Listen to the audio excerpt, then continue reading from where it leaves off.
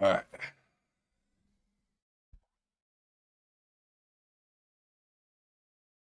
Hmm?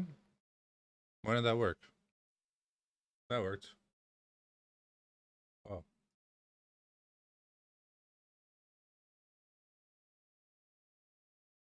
cool.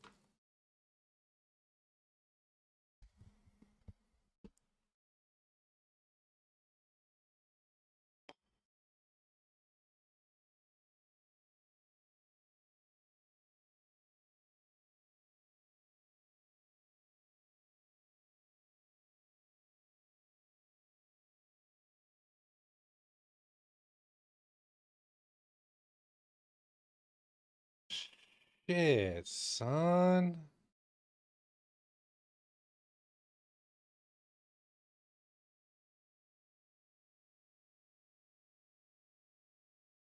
Bro, what the fuck is this?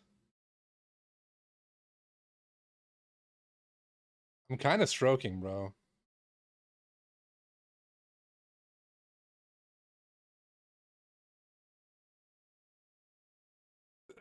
This is kind of this is kind of fucked. I don't even remember how I got to this bit of code. Was I here? Wait, this is recursive. How the fuck did I end up here though?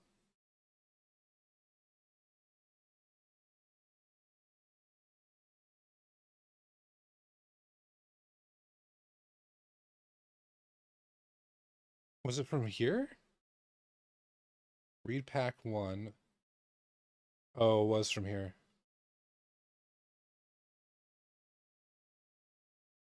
Or was it? How the fuck did I end up in that function? I should have built up more context before I started the stream, bro.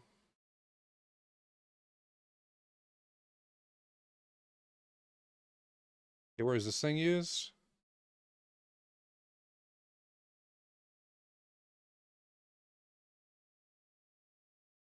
Here?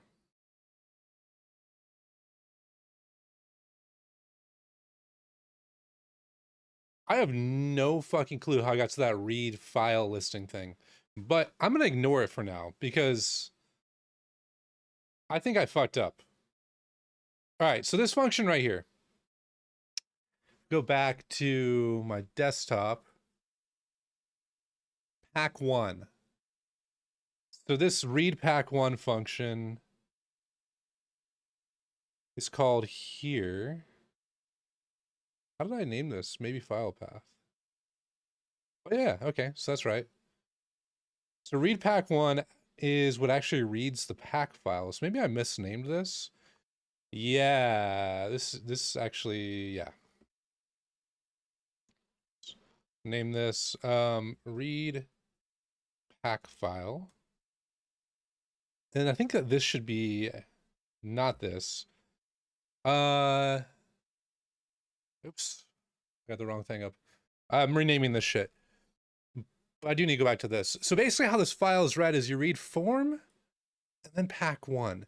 So I think I have to say this is going to be named read form header, probably.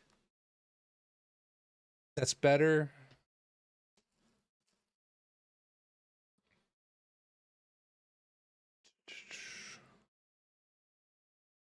Can I? Hmm.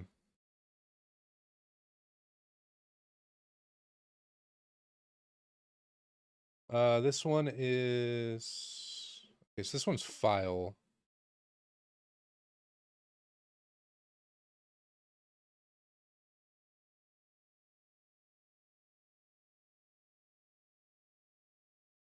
Wait, what? Why did that leave a comment in two places?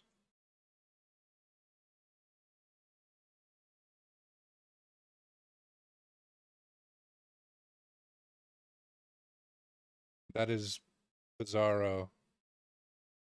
What is this one? I think this one's head.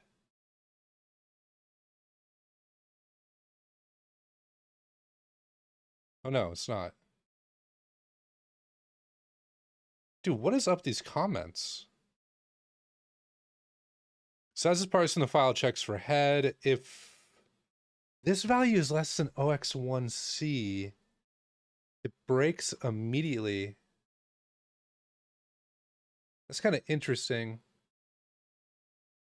I need to take a note.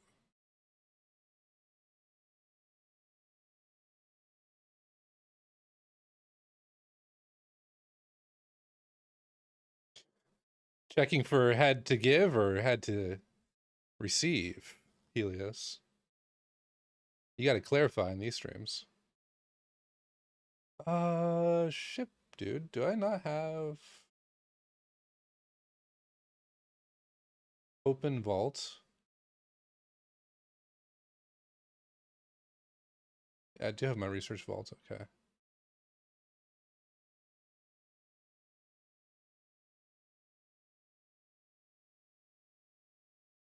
What the fuck? Wait, why does that show my lock screen? Wait, am I still on? Am I still screen sharing? That has to be why.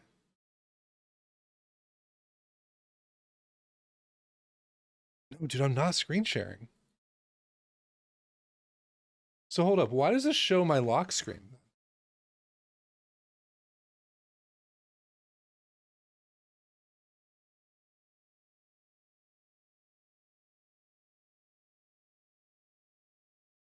Huh. If I go to this scene again. Dude, that is so bizarre.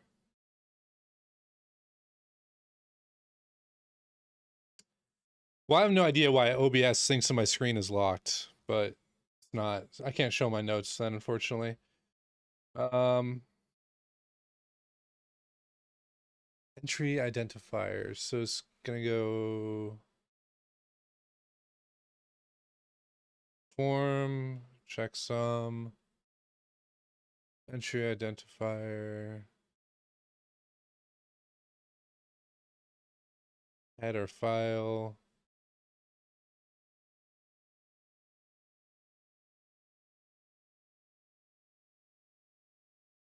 Okay. So it's kind of interesting. I want to figure out later why this bails out if this value is less than OX1C.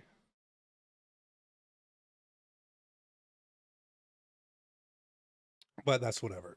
All right. So this reads in a loop. These identifiers. What's up, BFK?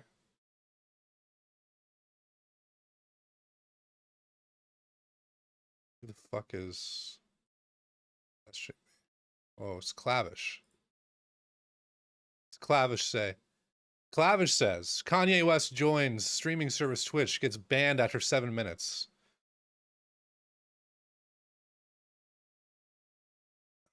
Thank you, Clavish.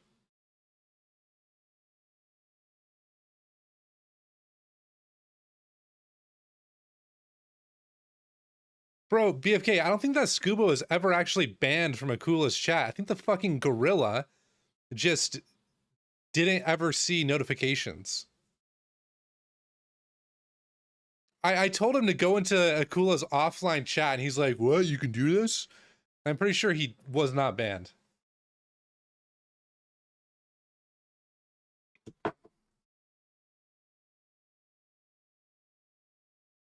Okay, so we allocate 40 bytes here. What is this? N. N. N is OX2C. So this is probably some data structure. And then it's got a buffer of hex 2C. So what I'm reading at this point is this, I think. So what is hex 2C?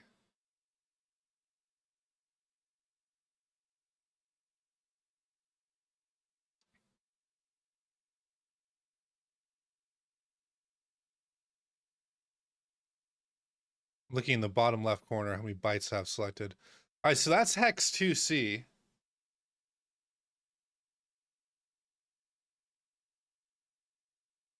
That looks meaningless to me, if I'm being real with you.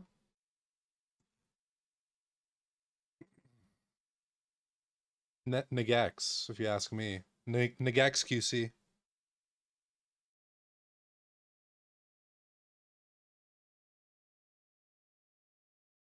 What is this return? RBX.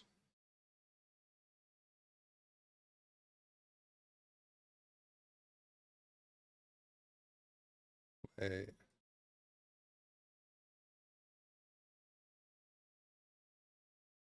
Oh, this is kind of interesting. This is a byte swap function where this is the original value and this is the byte swapped value.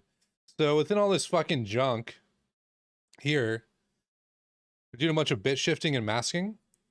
And this is where they do an endian swap. And then they just return that value.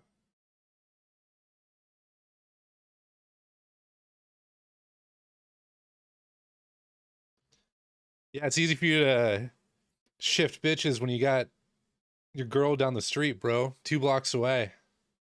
How cool is it that she wants to live closer to you? Thoughts? Oh shit, you guys want to see some tech?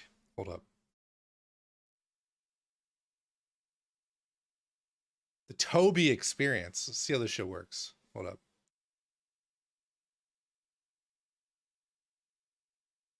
What does this do?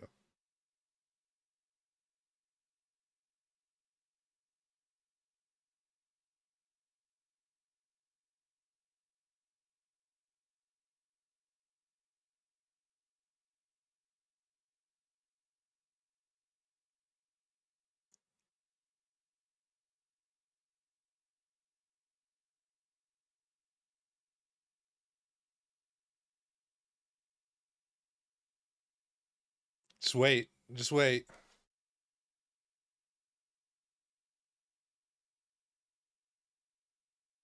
I have read the EULA.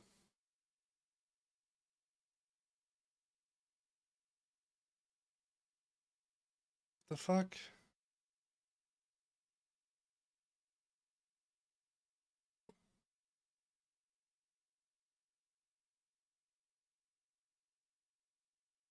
Wait, what? Just show it on my fucking computer, please. Oh, here we go. Here we go. All right. We're doing a little eye tracking now.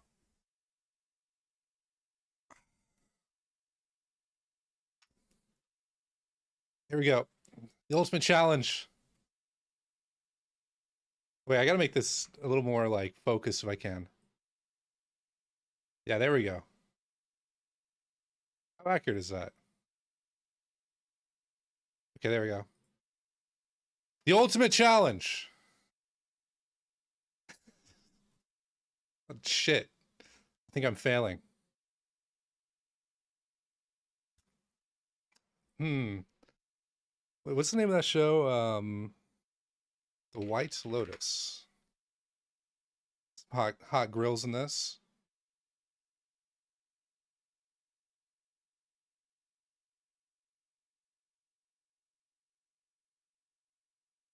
Okay, this is too safe of a safe search, if you ask me. BFK can't do that. That's against TOS. Huh. This is kind of a cool gimmick. Why was I showing this? Oh yeah, Azubu actually. All right. Go back to my other computer.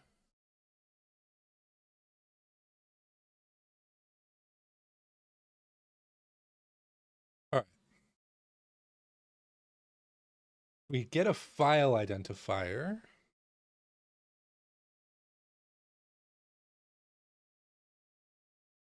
I might just set a breakpoint here. In fact, I'm going to just set a breakpoint here.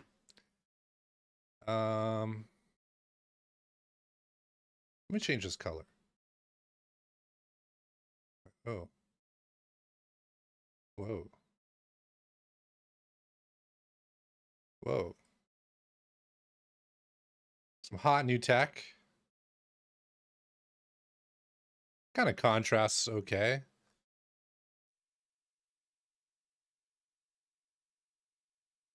Kind of. Yeah, that's okay. All right.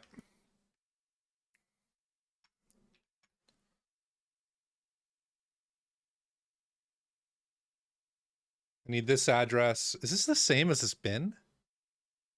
ASLR, what are you doing? Okay, so this, oops, plus, my other computer, I'm pulling it up.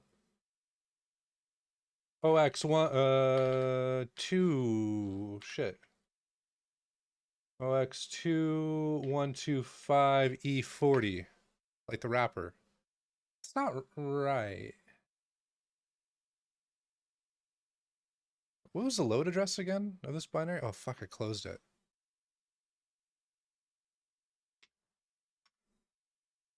Is this right?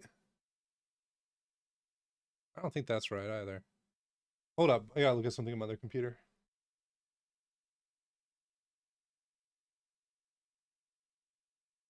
I'm pulling up the Weeb tool again.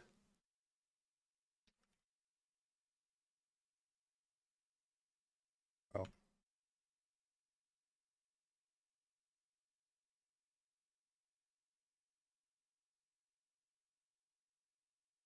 Image base. So if it's 14 and then a bunch of zeros, and on this computer, the load address is this. So actually, this should be a 2, I think. Yeah. Okay, this is where I want to set a breakpoint.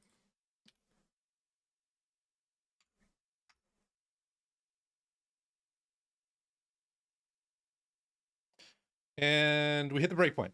Cool. So I'm gonna step through this. Fuck, this fucking Toby thing is annoying the fuck out of me. Oh. Fantastic. All right.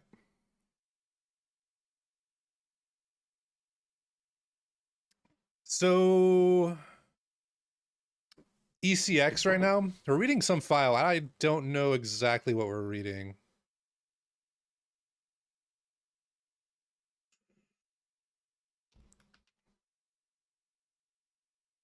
Oh, we actually are reading the file. We're reading the file, no fucking shit. But somewhere in here, we read forward enough. Dude, I kind of want to go back. Wait, what the fuck? How do we get here?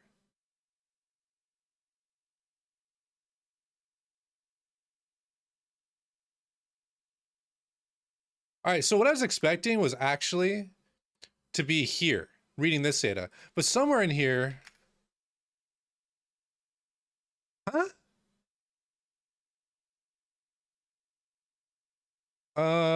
Okay. Let's set a breakpoint. How far up do I need to go? 5D09. Here.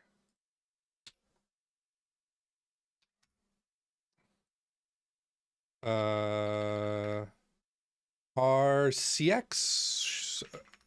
Is this a file path?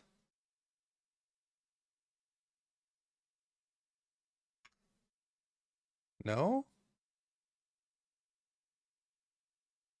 None of these are file paths. I mean, x86 calling convention says that... Oh, wait, what? RDI is a file path.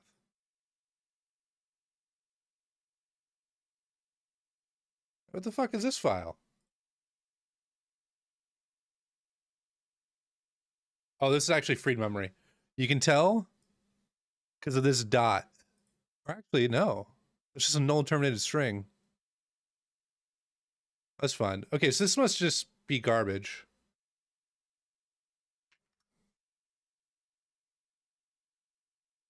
I need more coffee.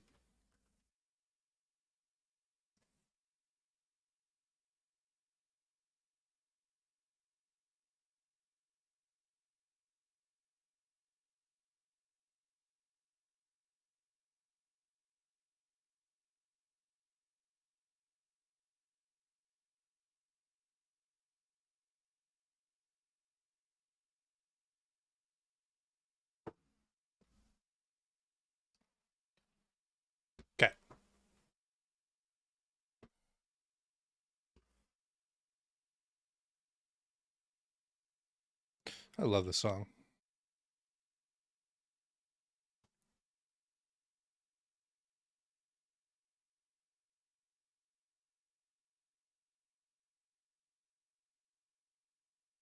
Okay. I definitely thought that RCX was going to be the file path, and now I'm confused as to what it actually is. It still could be a file path.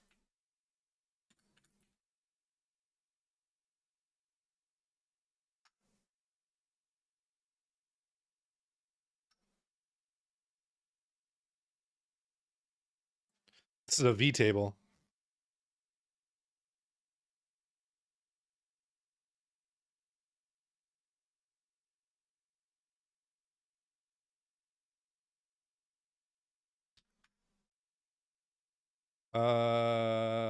Why?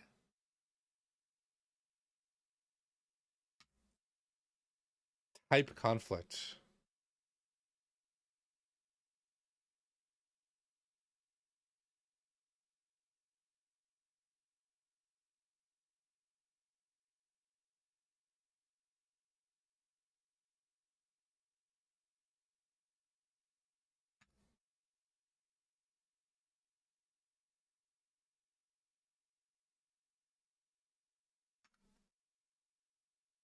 This is, what is this function here?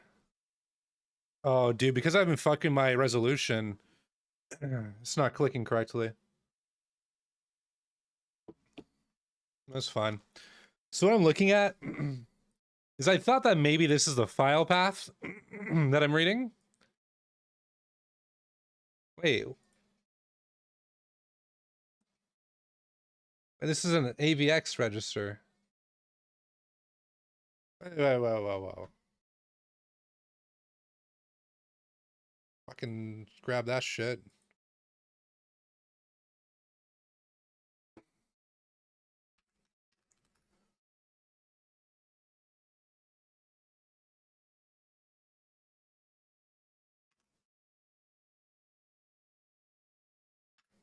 Hmm? Oh. No, this is ZMM registers. Oops. Motherfucking floating point bullshit.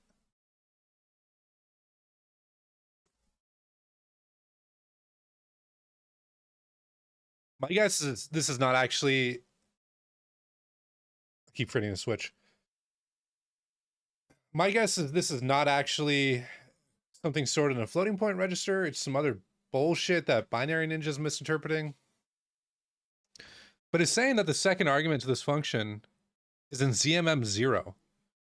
That's always a red flag. Like, the x86 calling convention is pretty...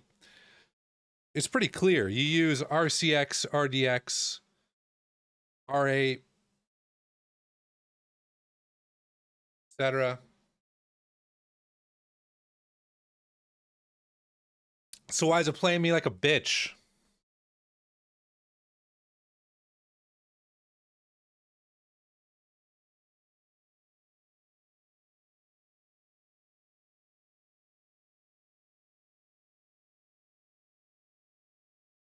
Well, whatever. I'm gonna go back to where I was before, and I'm gonna set a breakpoint. Oh,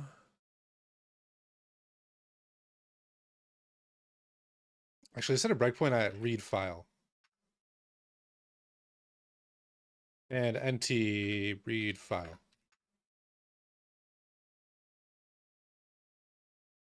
And up the call stack should be where we just were, which was rip C4, somewhere in this range. zlib version plus B59 blah blah blah.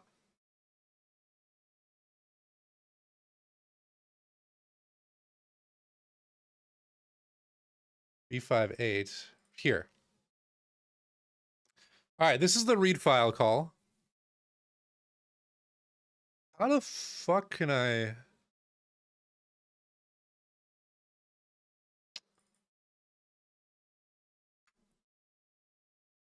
I think this is the handle. All right, we're gonna use Process Hacker. You're a hacker, you figure it out. Rowdy used to say. And we're gonna go to modules, handles. And this handle we're looking for is 78C. This one. Wait, so I already skipped past the first data?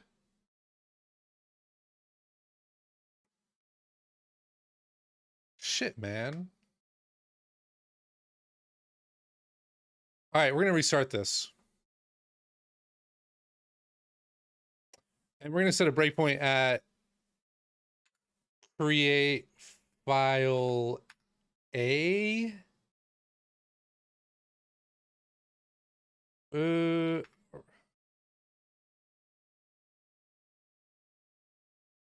Yeah, set a breakpoint and create file A. Should be fine. No one uses Unicode on Windows. All right, create file A is hit. Let's print out the file path. Actually, I don't remember. The Win32 API for create file, first argument is file name. So if we dump RCX, there we go. Why is it opening itself?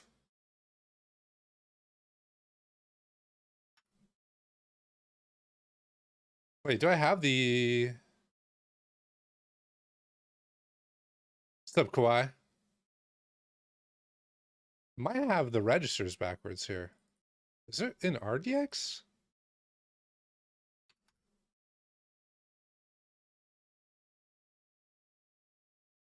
What the fuck is this shit? LP C string.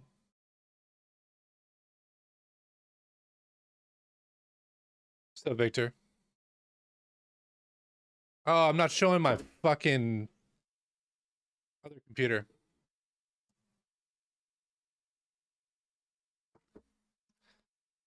All right. So I set a breakpoint at create file. Can you fix shells? Victor, it's funny you say that. Some fucking loser on Reddit was telling me that I know nothing. I took it kind of personally, even though they're a fucking Reddit loser. Actually, I just gotta show you this. Hold up.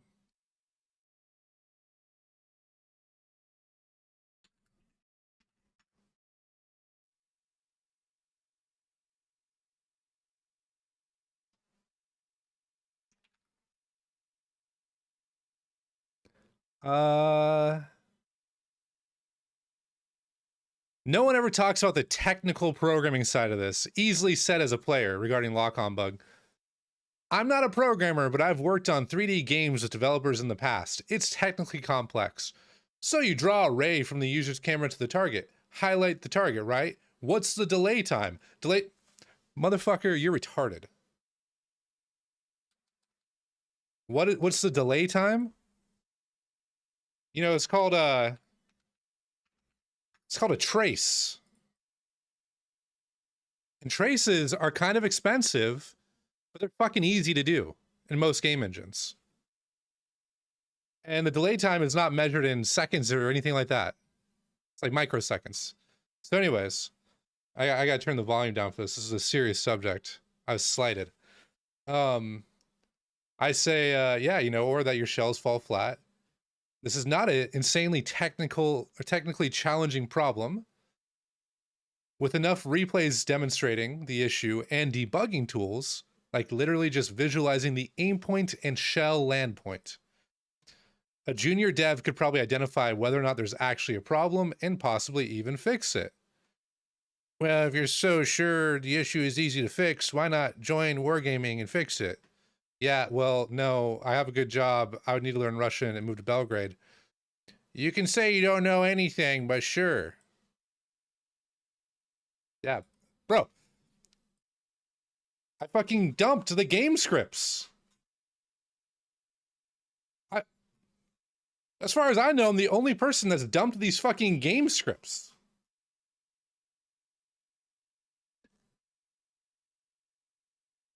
Hey, the bug was there. Are they not? I hope the guy who reverse engineered and wrote a tool to defeat Wargaming's obfuscation knows more than I did. But he didn't. And the bug was still there. Or maybe not. Who knows, right? Surely the guy who reverse engineered and wrote a tool to defeat Wargaming's game obfuscation could fix that bug. Or maybe not a bug. But he didn't. TLDR, you talk a lot. So anyways, I really want to say words about this guy, but this is kind of funny. So I was thinking, why not actually win an internet argument, oops, by writing a cheat for World of Warships to actually do exactly what I just said here. You fucking draw a box around where your shells are going to land. You draw the ellipse. You draw where the shells are landing. You draw your aim point. And this is not like that big of a deal. I keep leaking management, GG. This is not that big of a deal.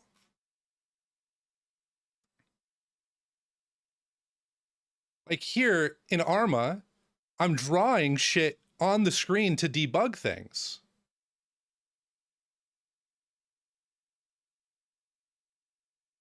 Like, it's not that hard to draw debugging stuff on the screen to figure out what's going on. But yeah, he's mad that I'm saying that it's not a technically challenging thing. And that Wargaming could probably fix it if they devoted some time to it, but they won't.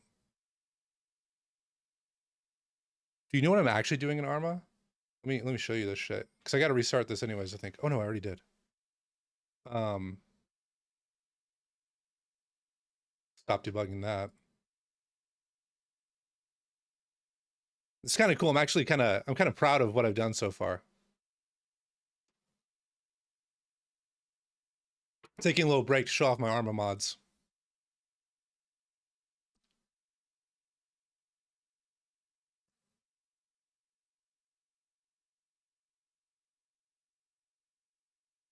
And this is exactly what Wargaming needs to do, what I'm about to show you right fucking now. And they already have the tooling to do this. I might create a fucking cheat to do this and show that shells are not going where you fucking aim. Or maybe you'll see the aim is off, but you just need to fucking visualize the problem. Get a replay where you landed somewhere and your shells fall in the fucking dirt. If they fall within the ellipse, okay, RNG is busted or something. I don't fucking know. But just visualizing the problem will make it make sense. This guy's mad I'm suggesting that Wargaming visualize the problem. All right. So this is going to be my Arma mod. Check this shit out. Oops.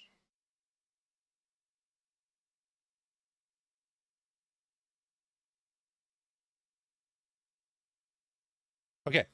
So basically in Arma, you have like radio places, radio post, how the fuck they called? You have command posts like this one, which has radio coverage. And the radio coverage goes out to, I think, like 2 kilometers. And there are other places with radio coverage, like this place is a military base that has radio coverage. And they have different encryption keys.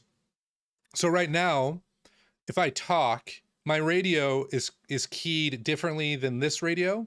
And so even though this has coverage of me, it can't hear what I'm saying because the encryption key is different. But this place can. So basically, what I've done with this mod is re-implemented World of Warships actual like RDF. So if I talk real quick, what I've drawn here is in blue is the closest radio antenna. And then in red, I think in red, is the next closest. Green is the next closest. So this place, and this place here. And basically draw a 30-degree triangle from that point of origin out here and get the intersection points of all of these lines. So the yellow spheres here are where all of these lines intersect at all. And for the closest one, I always include an intersection point because this is actually the place that matters. But then what you can do is, this actually took me a minute to come up with this algorithm. What you can do is you start from the closest radio cone, so to speak, radio antenna. No, it's not a mod for optimal radio relay positioning. It's a mod to see where people are transmitting based off of triangulation, kind of. It's literally like World of Warship's radio direction finding. But it will show like, actually, this is a perfect example. This is literally what I'm going to do. Is I'm going to draw on the map like how it shows in purple here. Instead, this triangle right here, this polygon with all these points connected in orange, is going to be colored differently on the map. So you can see like, oh, friendly transmission detected here, or enemy transmission detected there. And for enemy transmissions, maybe I don't show those because I don't want people talking in Discord. But yeah, so getting these fucking points in orange was actually a bit difficult. What I ended up doing for that is I start with the closest triangle and I grab all of the intersection points. So all of these points in yellow. And if these points in yellow do not fall within this triangle, they get filtered out. Move up to the next closest, which is this guy in red. Grab all of the intersection points. So the ones that would be included by this one are this, and this. Even though this one's really close, that one's not intersecting. Oh, it's because of the last one. Okay. So anyways, grab the intersection points again. And if any of these intersection points do not fall within this triangle, remove it. And then finally, go to this guy. Do that, and you're left with this point, this point, this point, this point, this point. And now I can use this to actually draw a concrete polygon with the minimum number of points matching the radio intersection points. I just banned some random guy.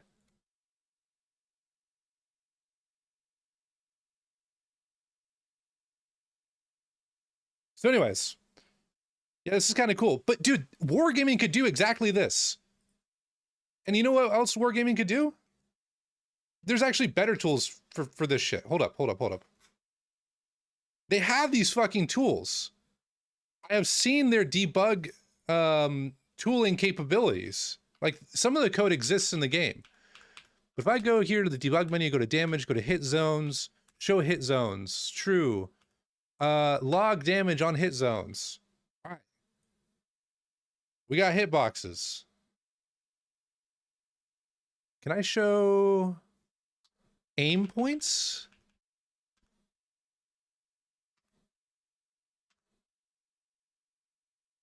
Being real with you.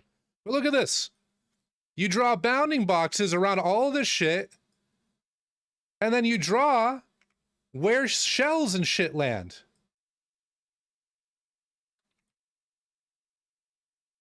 It's not a hard problem. Just visualize it. If my fucking bullets aren't landing where I expect them to... Damn, bro, I got some wall hacks right now.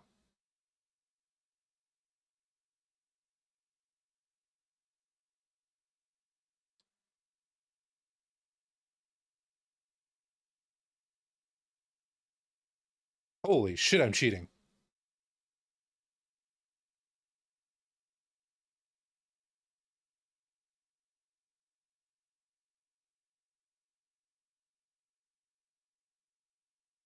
I'm gonna go to Game Master real quick and kill these guys. Dude, there are so many dudes here.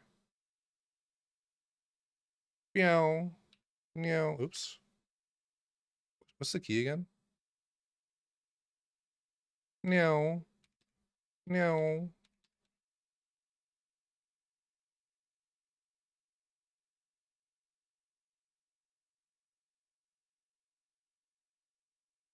Look, even like the lightning bolts show how damage. Oh, motherfucker. I just got one shot by AI. But anyways, you get the point of it. Like, visualize the problem and you can fix the fucking bugs. My suspicion is that Wargaming straight up doesn't know how to even visualize the problem to begin with. Which can't be true. I refuse to believe they're that incompetent. So either they've actually tested it and have found zero evidence, or something else is busted. The game certainly does not feel good, so something must be busted.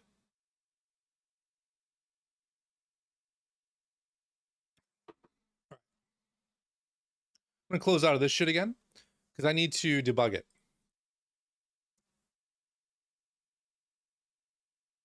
Yeah, I mean that's the thing, is they probably do not care.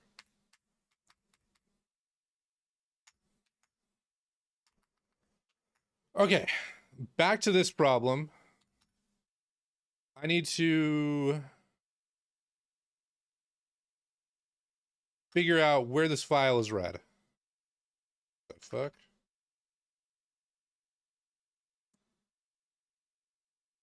Create interface. Why can't I fuck? Is it an RAX? None of these make sense. Oh, because I'm... Yeah, it's a syscall.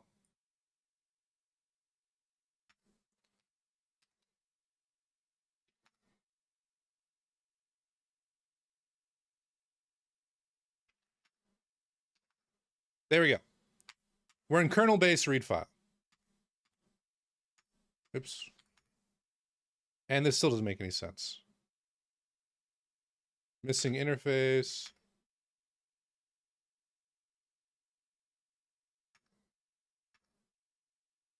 Missing interface. Missing interface. You know what? Let's delete 0, 2, and 3. Let's continue on. And actually, I'll delete number 1, 2. All right, so now I can set the breakpoint.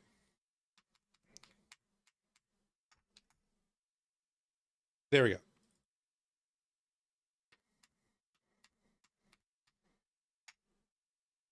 Bro.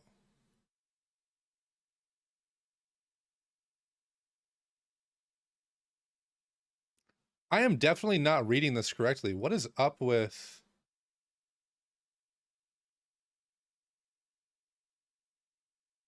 What's up with these arguments?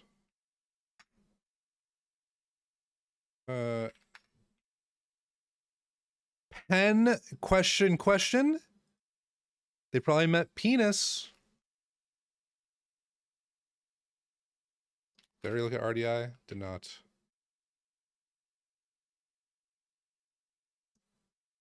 I am so confused right now. What is up with these fucking arguments? Why are these such low numbers?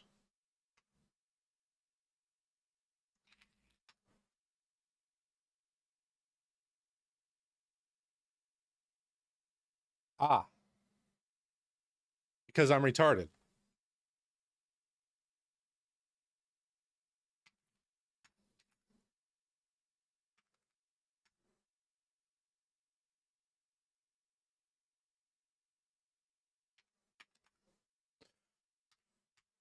It is create file. All right. There we go. This is now what I expected. So there's the project list. It's reading the add-on file. Again, the add-on file. All right, now it's reading Arma Core, which is good.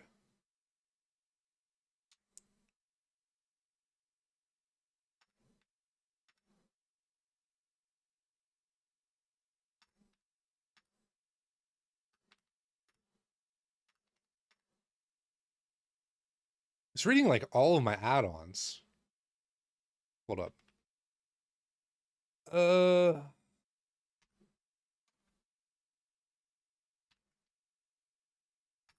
I never remember how to do this.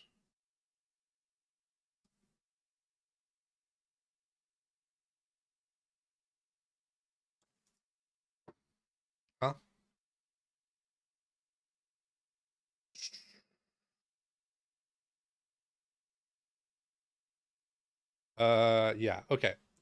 I just won't do it. It's like some weird syntax you have to do. It's like BP and then this shit. And then it's like some dot syntax. I don't fucking remember. Oops.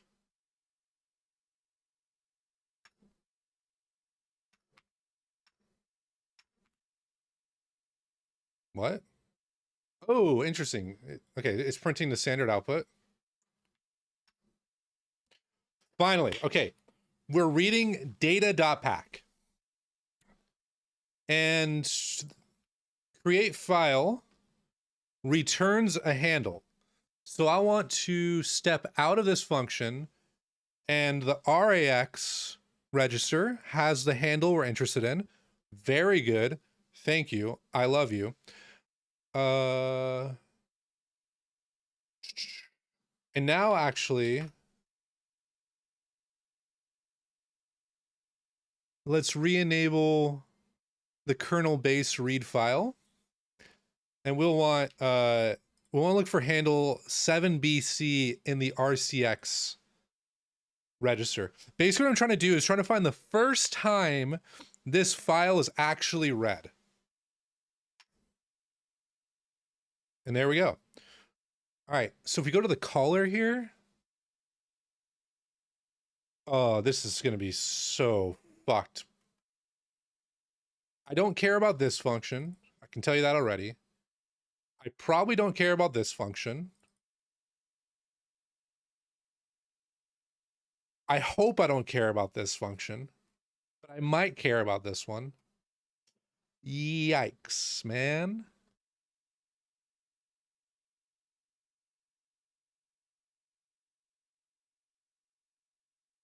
Oh, this is gnarly.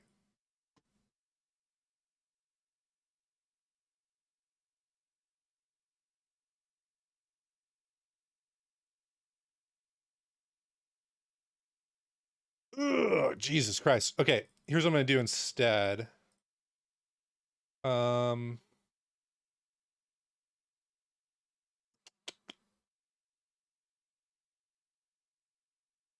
This is at 9A8. Oh, fuck, that's not what I want. All right. So what I need to do is get the offset into this file where I'm stopped. So I'll need to subtract these two numbers. The fuck?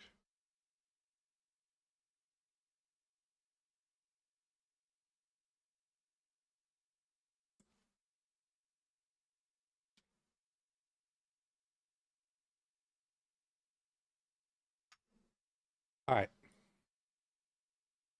So I can take this number, plug it in here. Go to address. It's going to be 1F755A3. Request page. Oh, interesting. Wait, so this is actually like some file system interface for Win32. Very cool.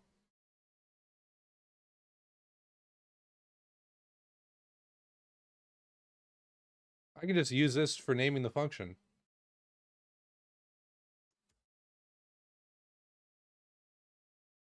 It's not really how you name shit like this, but I'm gonna do it anyways. Okay, there's no direct, this is a fucking interface. There's no direct callers, so I gotta do the same bullshit I just did. Gosh, motherfuck. Show me the call stack. Show me the money. 559D? Where the fuck? Oh. Okay, this is the one. So, who is this?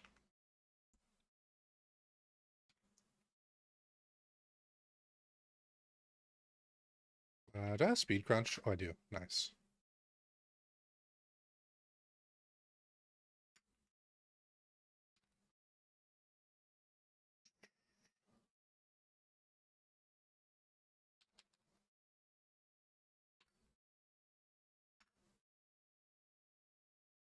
All right, this number is what I need here. Oh, sorry, I keep forgetting to switch computers again. 1A,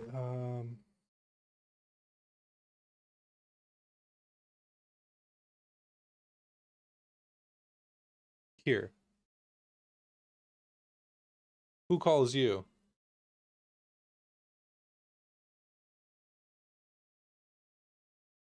I'm gonna name this like read file with critical section or some bullshit.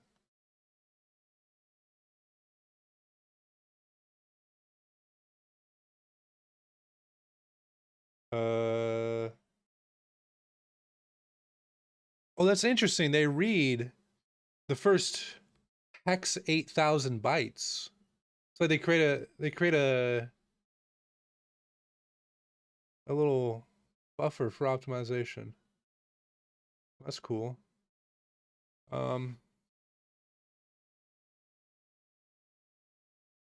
Open file.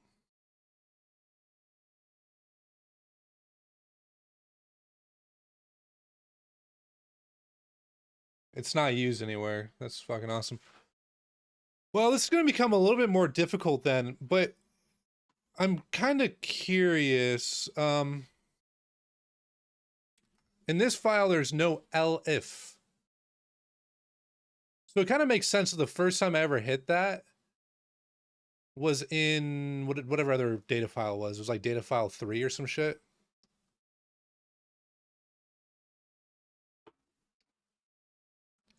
I'm losing the plot a little bit. So let's go back to, let's show this real quick. This is the file that I'm looking at, and this is the header. Dude, why is this selecting all fucking weird? Why is it not? It's like column selection?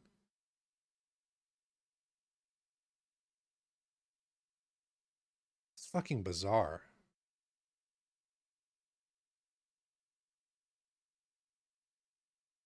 Is that? I don't even know.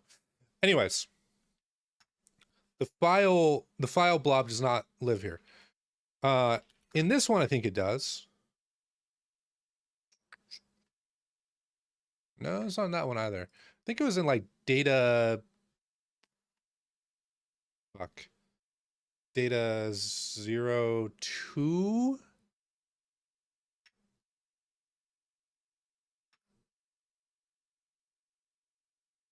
Yeah. Oh wait, actually, I think I'm retarded.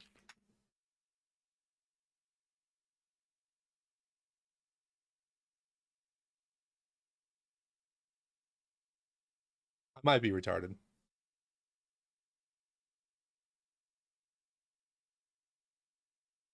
Yeah, okay, I am retarded. In the it's little endian format. So like they read this, it gets converted to little endian, and they compare against the little endian constant instead of doing a biswap on this. So this actually does have it. Assuming this isn't part of some other blob. But this does look like a file listing. So that's kind of cool. Just take a look at this real quick. So this looks like either a count or size. This looks like some bullshit that I don't, maybe that's motherfuck.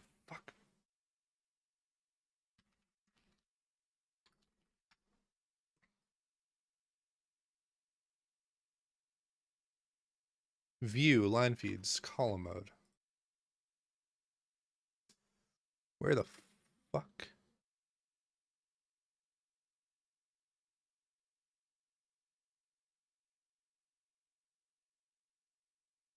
Huh?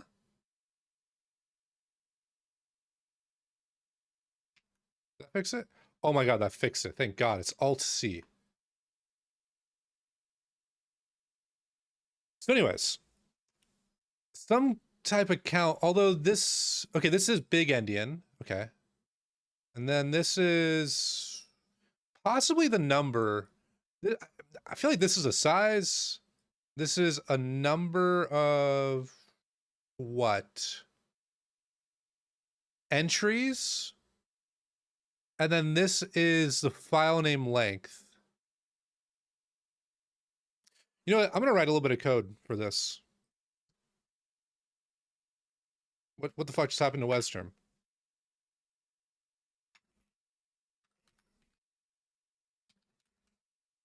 What am I going to name this?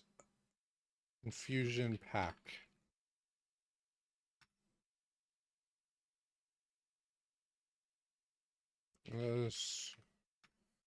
Cargo add. We're going to need winnow.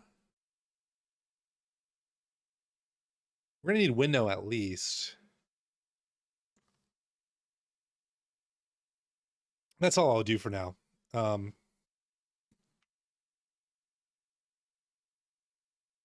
Rus main.rs with lib. How the fuck do you do this?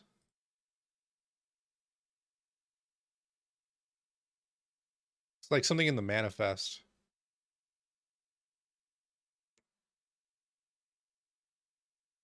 Shit. Rust bin and lib.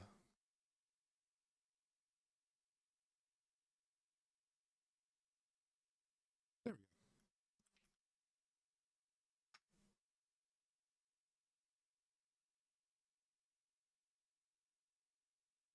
go. Minus main.rs.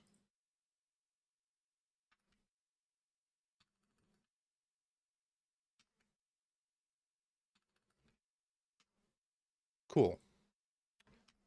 Get rid of this bullshit.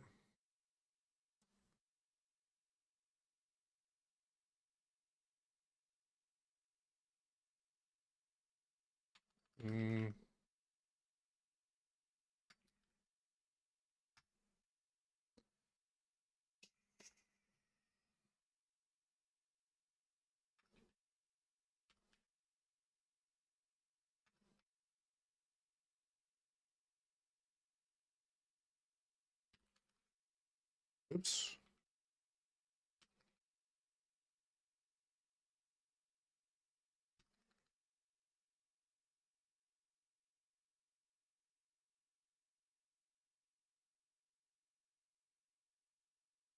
I think it's required features. Okay, that checks out.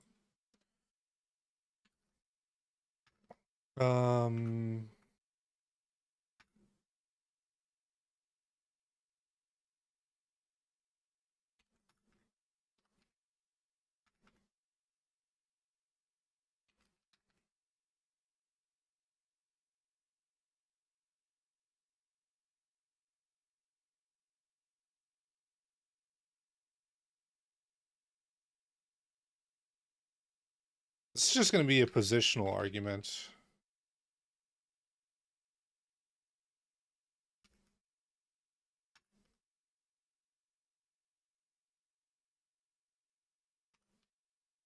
Coding with AI.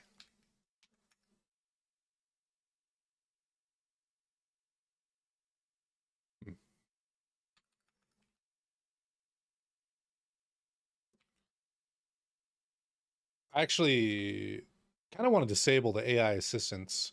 Yeah, you know, it's funny. I feel more retarded the more I use AI for like code completion. And sometimes it's just fucking bad. Sometimes it's great, like situations like this. I'm gonna get some more coffee too, by the way. I'll think about this AI shit as I'm going to the coffee.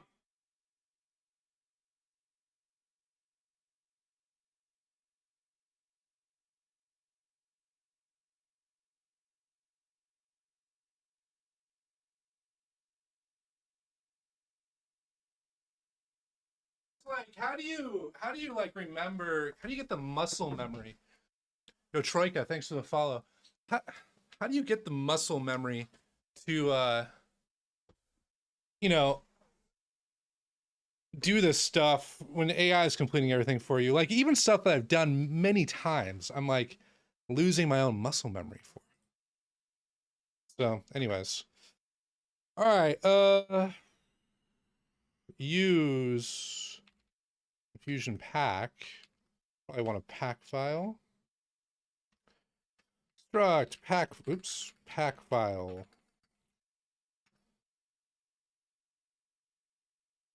think I want to use a builder for this. What's up, Dreadhead?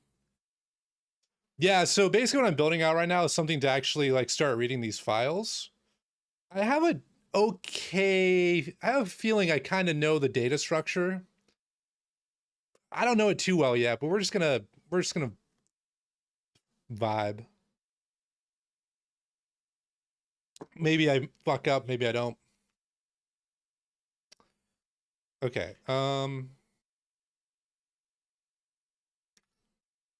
Actually, I'll just use a function. No.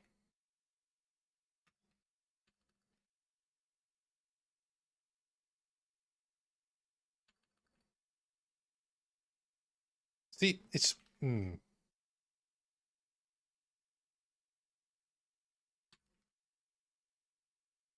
do you even disable Copilot?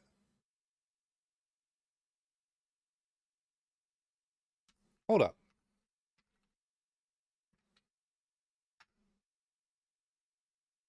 Am I coming to Rust Week? Where? In Seattle? Wait, what do you mean Rust Week? Is it like a conference?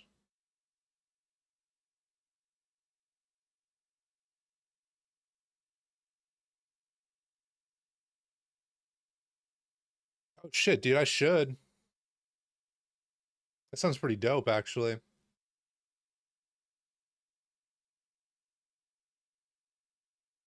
This.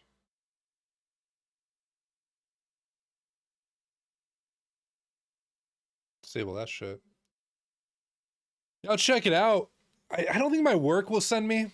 So I'm going to Japan here soon for work. Getting them to do that is already a stretch. And then I'm going to Washington, D.C. the week after. And then I'll probably go on another work trip. But maybe I can go on my own dime.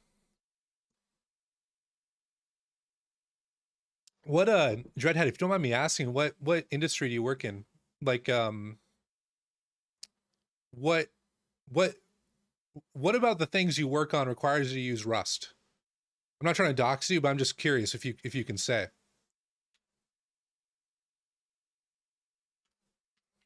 Oops. Oh.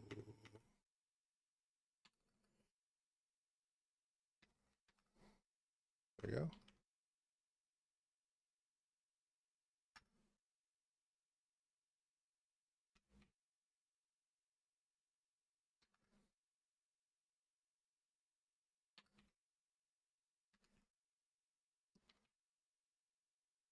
Yes. Data engineer on contracting base, working on a streaming platform for major telco and Dutch industry. Oh, nice. You went from Scala. Actually, I never heard anyone pronounce Scala out loud. I actually never know if I'm saying it right. Scala, what the fuck it is. That's kind of interesting. Go from functional to Rust. Were you guys using Scala before because of correctness? Like I know a lot of those functional programming languages, you know, the type systems are very strictly typed. So you have less chance of error. Or was it Yeah, what was the rationale for using Scala before?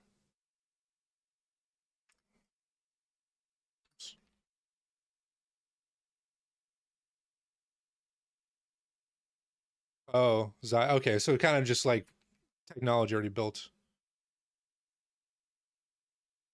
Data engineer using Rust. First time I see this. What do you use for exactly? I'm assuming that's a question for Dreadhead, or maybe that's a question for me.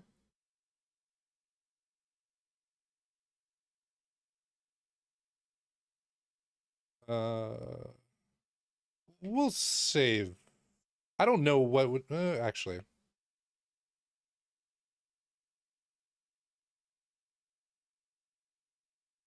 Yeah, that's all right, Trekka. Streaming data quantities, size of gigabytes per second. You want memory safe, optimized code.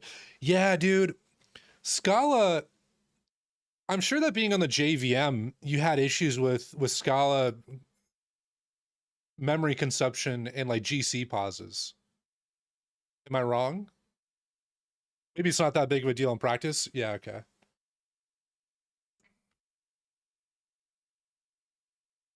Wait, what? It doesn't implement display. What?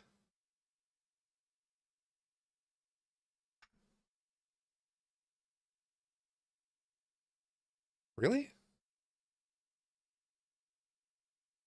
Did I? What am I missing here? Huh?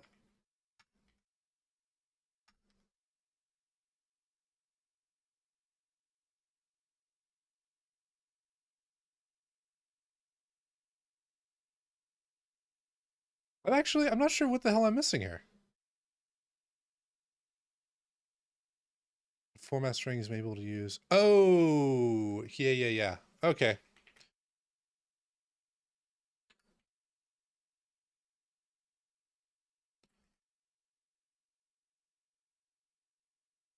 Thought I was going crazy for a sec.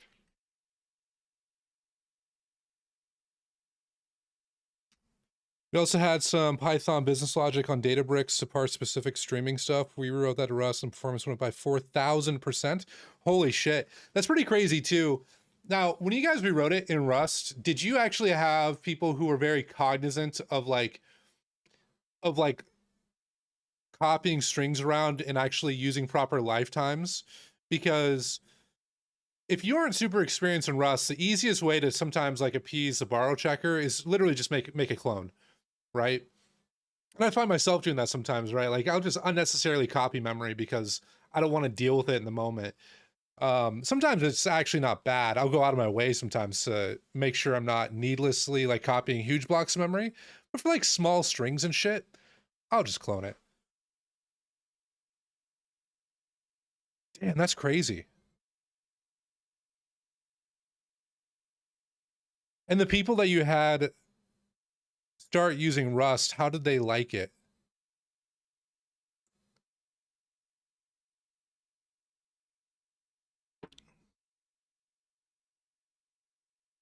Like, did people start out with a negative approach of like, man, this is way too restrictive, or was it fairly positive? I'm sure there's a curve to this, but yeah, compile time is certainly a thing. SC cache definitely helps with that if you haven't looked at it. I mean, it's not going to be the end all be all, but it does help with build caching. All right. Winnow. I'm not super familiar with Winnow's APIs. SC Cache was developed by Mozilla, I think, for Firefox build caching, and it works with Rust. Like I think it was made purpose built for Rust. So it's kind of like a drop-in replacement for Rust C invocations, I think. Let's see here. Rust. You have Rust toolchain, blah blah blah. Usage. Yeah, you just prefix. It's just a wrapper, right? So for Rust, you can specify this in your config.toml pretty easily. That's all you need to do. And maybe it works, maybe it doesn't.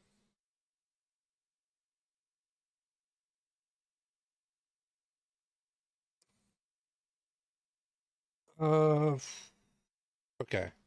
So we're gonna need a couple different functions for this. Um, and then, do I want to memory map this? I kind of want to memory map this.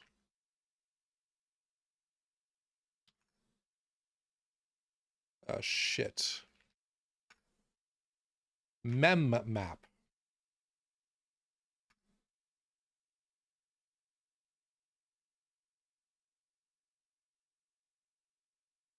Okay. So this is going to return results of either a pack file.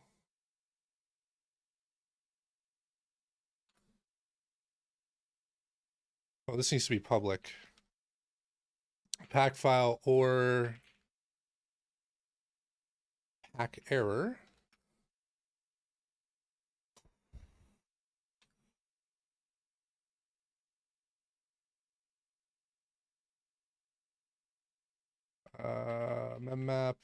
map. Is this taking a file descriptor? It does take in a file. It's gonna be, I love shadowing variables. I'm just gonna do this. Let's see, fs open file, open path, and then trait bound. Wait. File open. Oh, it needs to be a reference. Interesting. Yeah, there we go. Okay, so now I've got a mem mapped file. Actually, this needs to be, what kind of results is this? Result. Oh, it's an IO error. Cool. Okay, it's actually perfect.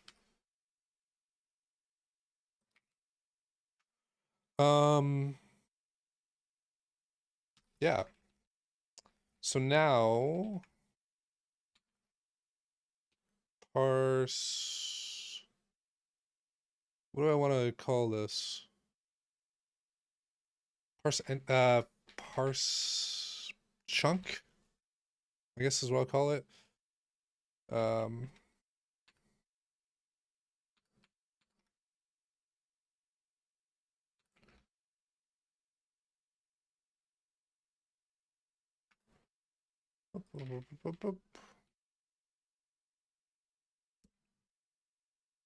So the only bad thing about using memmap is this makes it so I can't really easily use this in web environments because you can't memmap a file, but whatever. This makes it easy for prototyping. And then yeah, okay. Actually, parse pack file. I don't think I necessarily need to do parse pack.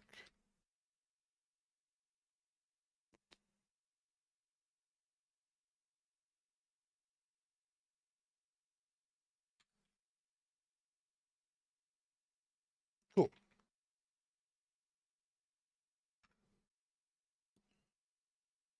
And actually, this, I'm not even gonna parse anything like store state. Basically, I'm just gonna dump shit for now.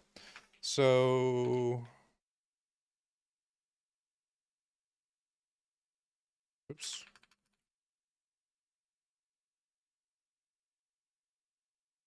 Okay, I gotta remember the combinators that Winnow uses. So, Endian, fuck.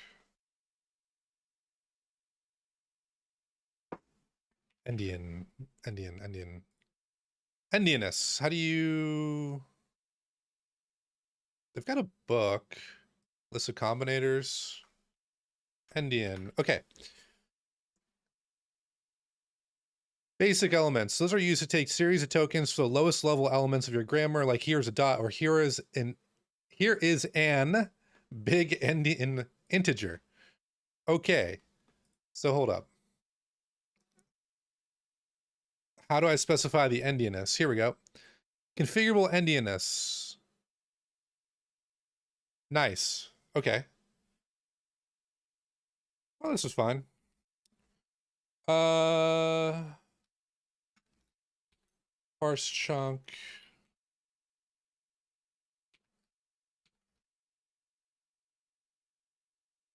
Oops. And then let ID is going to be a big endian. If I go back here, it's going to be a big endian U32. What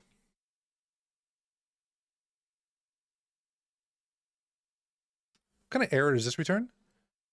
Mismatch. Oops. Shit. Let's make this return any, just for the purposes of fucking around. I still don't really know what these things are going to return later. Expected a mutable reference? Why does it want a mutable reference? Oh, wait. I see. This needs to be mutable. Because it's gonna advance the buffer, yeah? No?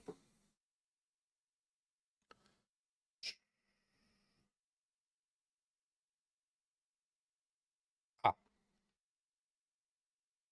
it's kind of odd. I feel like I had the same end syntax there. Type annotations. Oh. Oh, it's because I don't implement a from parser error.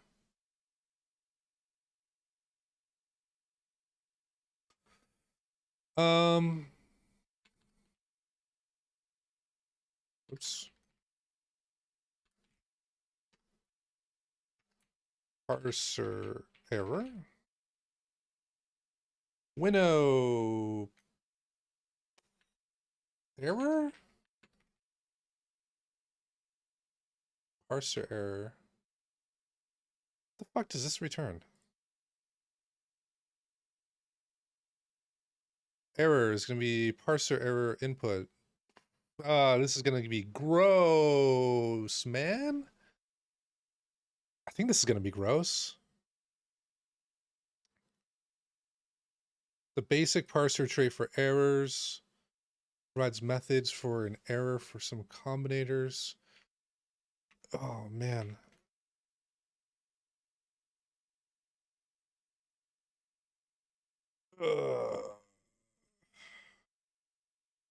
Let's see. Is this sufficient?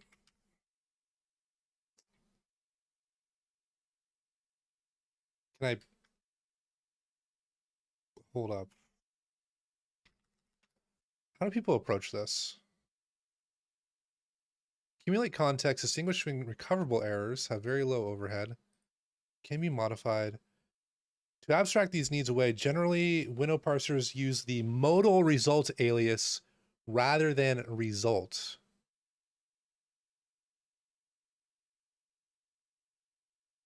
Yeah, I saw that, Lupin. That's kind of crazy.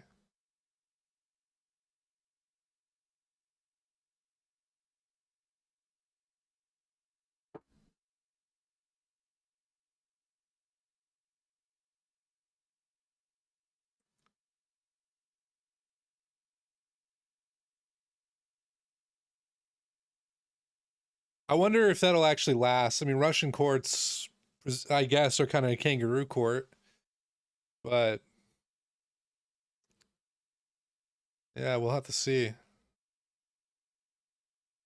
Special topics.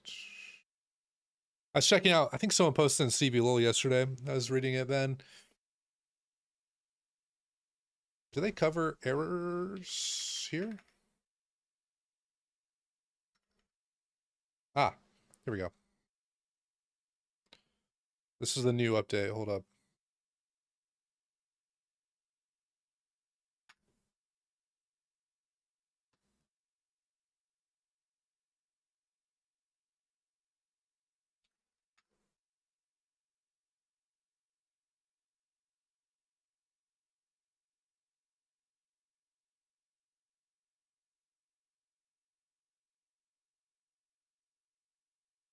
You know, Lupin, you're a bitch.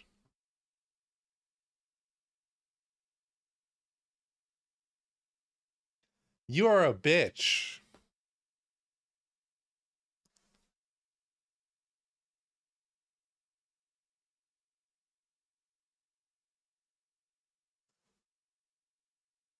I can't believe it. I even pulled it up live on stream to read it with you.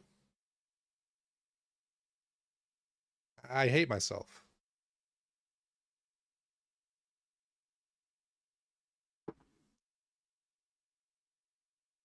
So I guess, yeah, I'll return a winnow results maybe.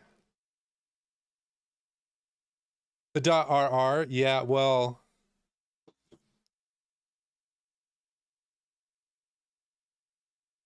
I thought that maybe it was signifying Russia or something.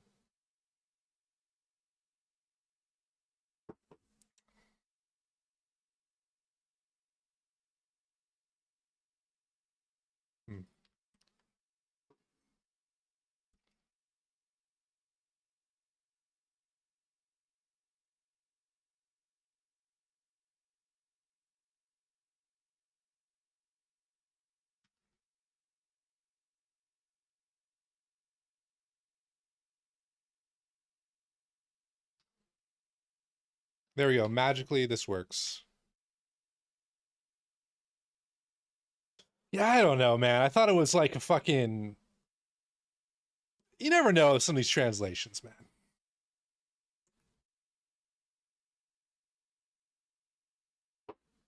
All right.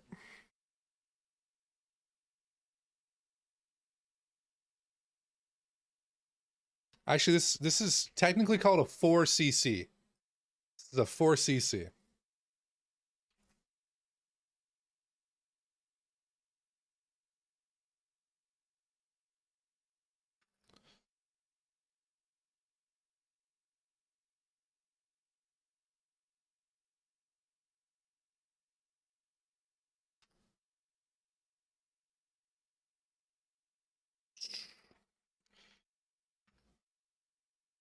Enum chunk form.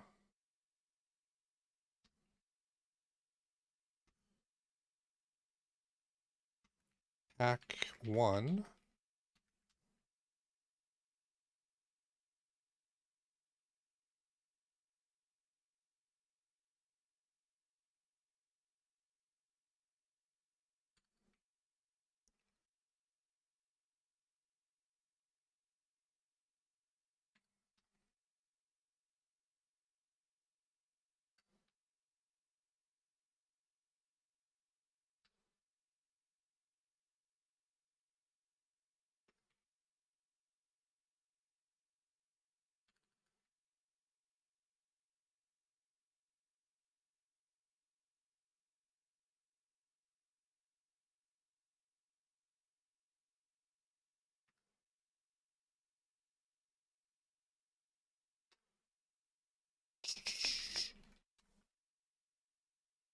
Okay.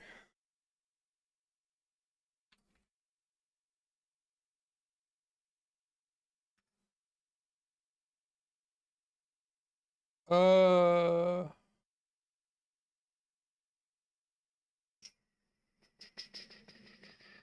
want to do this.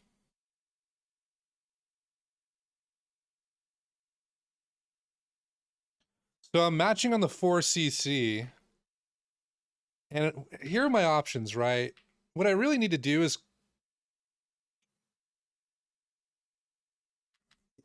I'm not going to read this as a U32, actually. Yeah. I'm going to read this as... Take BE... just U8? The function? Yeah.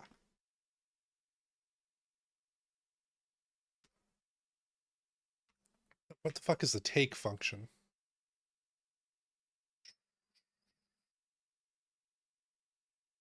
Take.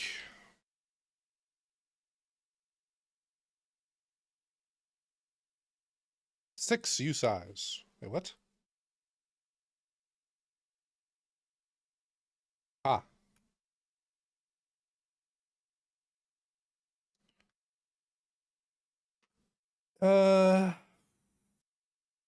Parse next. Wait. Containing the first n input elements.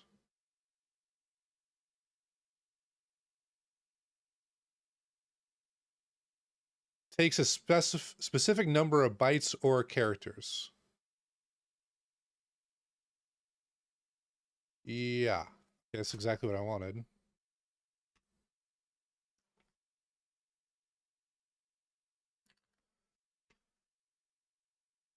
The only reason why I'm actually using Winnow is because I figure might as well try doing something the right way with the parser combinator library. Otherwise, I'd be using it's like a, what the fuck is it? Byte order. I'd be using this. But using parser combinators is actually kind of nice sometimes. It's what I was using for the replay parser. Somebody else actually started that crate, and then I severely updated and added to it. And the foundation they laid was actually really good. So I'm kind of sold on it. But yeah. Parse peak.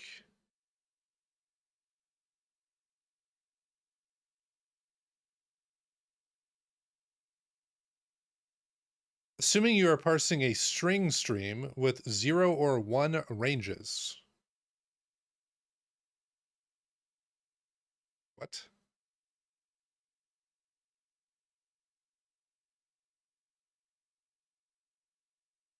Why do you call parse next?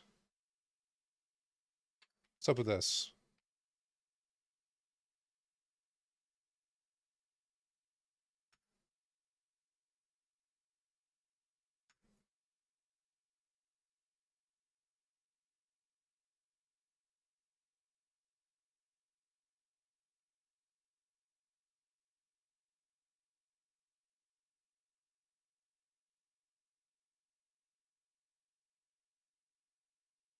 No method name parse next found for opaque type parser in the current scope.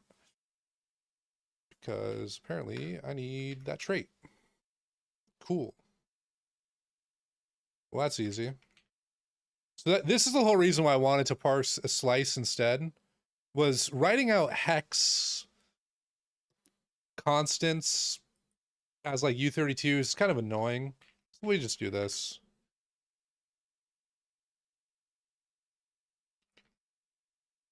And I think all of these actually have like this unknown thing, but we'll just go like this for now.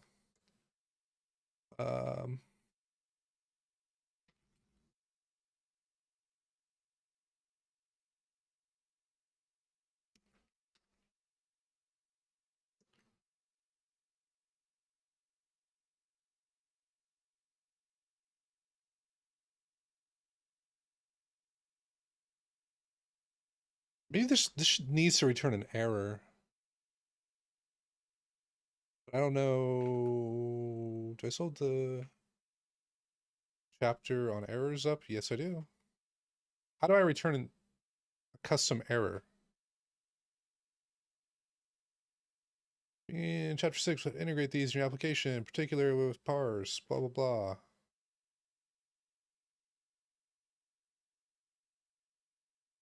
Can I just return an error? Um,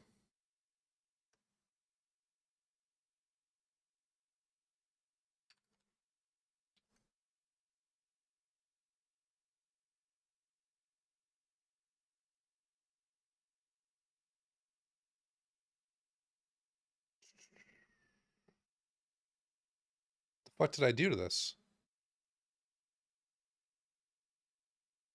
Hello?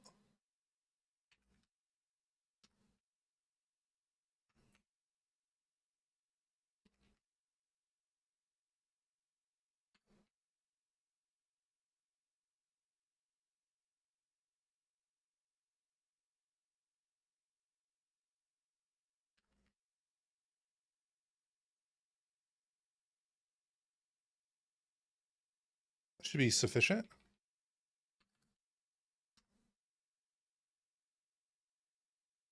Does this work?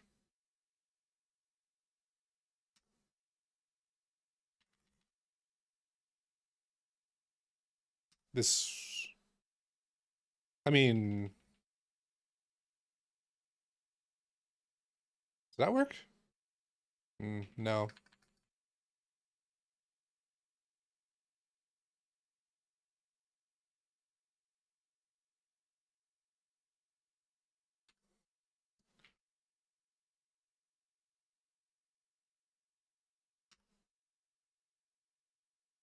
Oh, that's so AIDS, dude.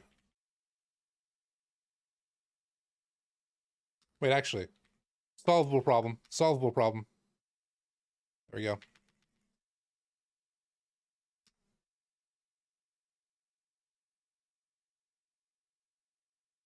Expected context error. What the fuck is a context error?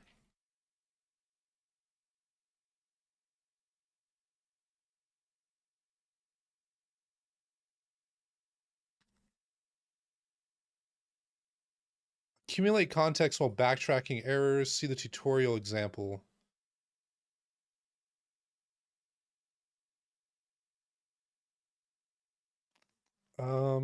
Hmm.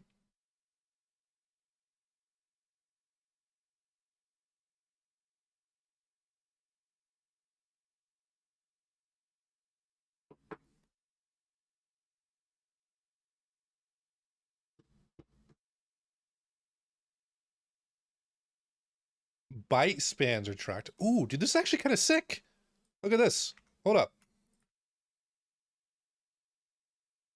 I can actually report the byte range in which I encountered the error and the input.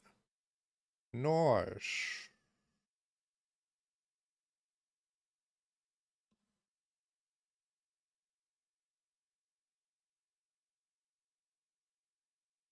But,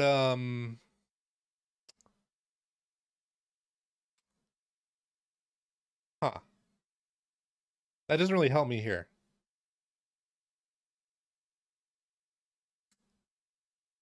Back in chapter 1, we glossed over the error variance. Result 0 is actually short for blah, blah, blah, where context error is a relatively cheap way of building up reasonable errors for humans. You can use parser context to annotate the error with custom types while unwinding to further clarify the error.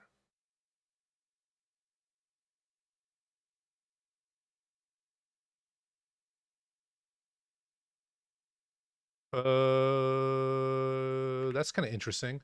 So wait, they've got, maybe I don't use my own error type then? Let's see here. Winnow, error. They've got string, string context. What's with all the ands? An and represents a borrow. And so Rust by default has move semantics. So if I had, like here, if I remove that, this is moving a value. Whoever calls this, it moves. By adding the ampersand, it's signifying that I'm borrowing this data. And so it allows the compiler to actually track memory lifetimes and where data gets moved around so that it can enforce lifetimes at compile time.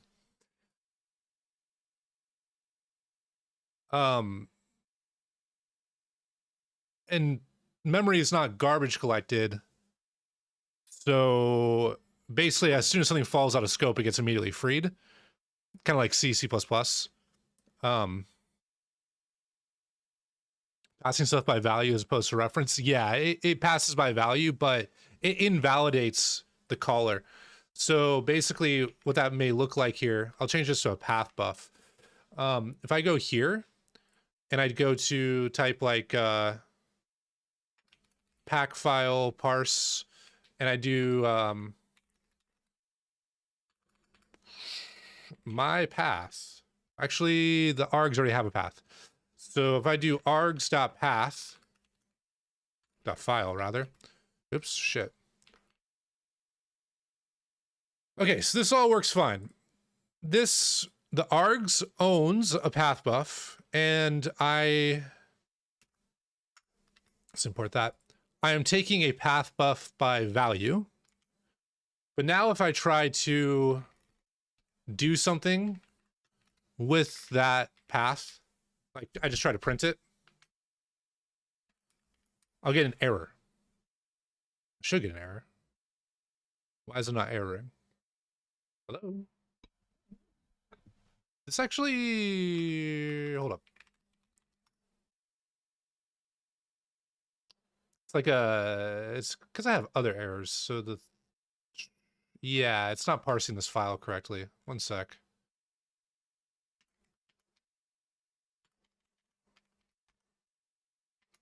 Did that make it go away?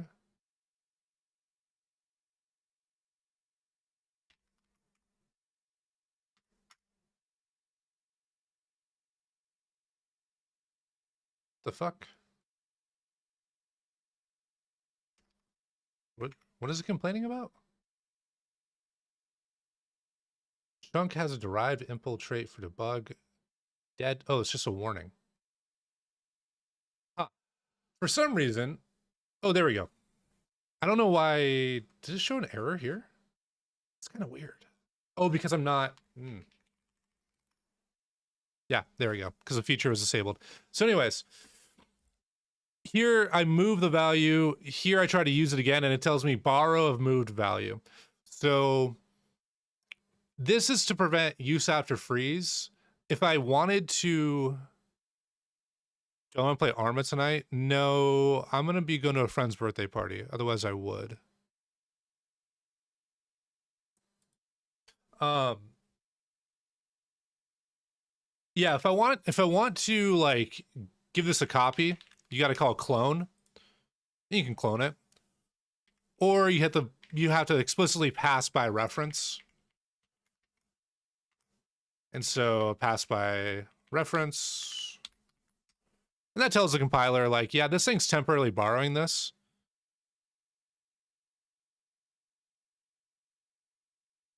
If it's just a pure reference count and you pass it by parse by value, why would it be problematic to use later? Because it's not reference counted.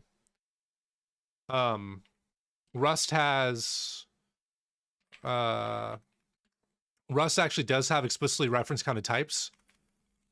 So if I wanted to do that, I do like args.file. And then when I call clone on this doesn't actually clone the backing data. It creates a new copy of the ref counted wrapper and bumps the ref count. Passing by reference here is literally just like a pointer in C. So like how you write this in C is like this, right? And this doesn't imply that this function is going to take ownership of this thing, right? In C. What would imply that is like, I actually don't know. It'd probably be in some fucking documentation. But yeah, in Rust, you have to explicitly annotate things that are passed by reference, things that are passed by value, or moved rather, so the compiler can do exactly what I'm trying to show here, you know? It can tell you... There you go. It basically tells you this thing was moved to prevent use after freeze, and makes that data now dead here. And it's a way that you can actually like... Yeah, ownership is unique. And part of the reason why this is the case is because Rust has strict... what is it called? Strict mutable aliasing. And what I mean by that is, if I make this mutable and I do this, like file mute ref, mute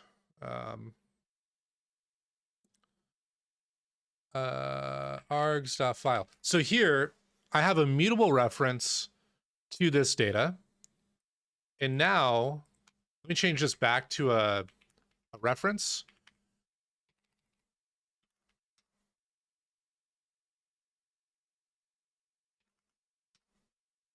Okay. So basically what I did is this takes a mutable reference to path buff. This takes a non-mutable reference, a read-only reference. And then here I try to print the mutable reference. Here it tells me cannot borrow args.file as immutable because it's also borrowed as mutable. And so Rust is able to make some pretty crazy optimizations based off the fact that either there are multiple read-only references to data, or there's a single reference to the data that is mutable. You can never have a mutable reference at the same time that immutable references exist. And the reason for that is because, let me show you a better example, actually. So let's say I have, yeah, it's called the borrow checker. The borrow checker uses these annotations to, exactly as he said, track all of the references in the program. And that's how it can guarantee lifetime safety. So if I have a vector of like, a vector of integers, right? And I do 0, 1, 2, 3, and I do like mute or add num. And this is going to take a vector of integers.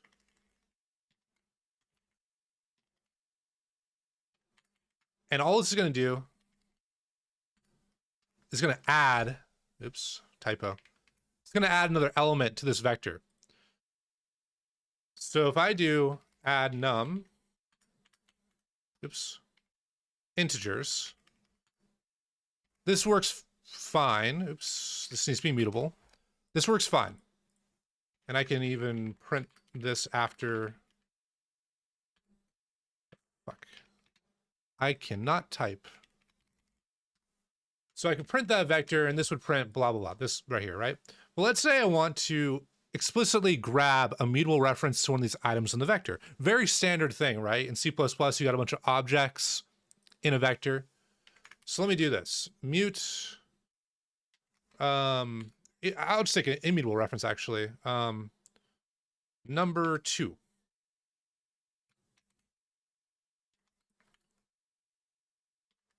This is going to be an index. Oh. I actually 0 index my numbers. It's pretty cool. And then I try to. The reason why this doesn't throw an error right now, by the way, is because the compiler detects that this is unused.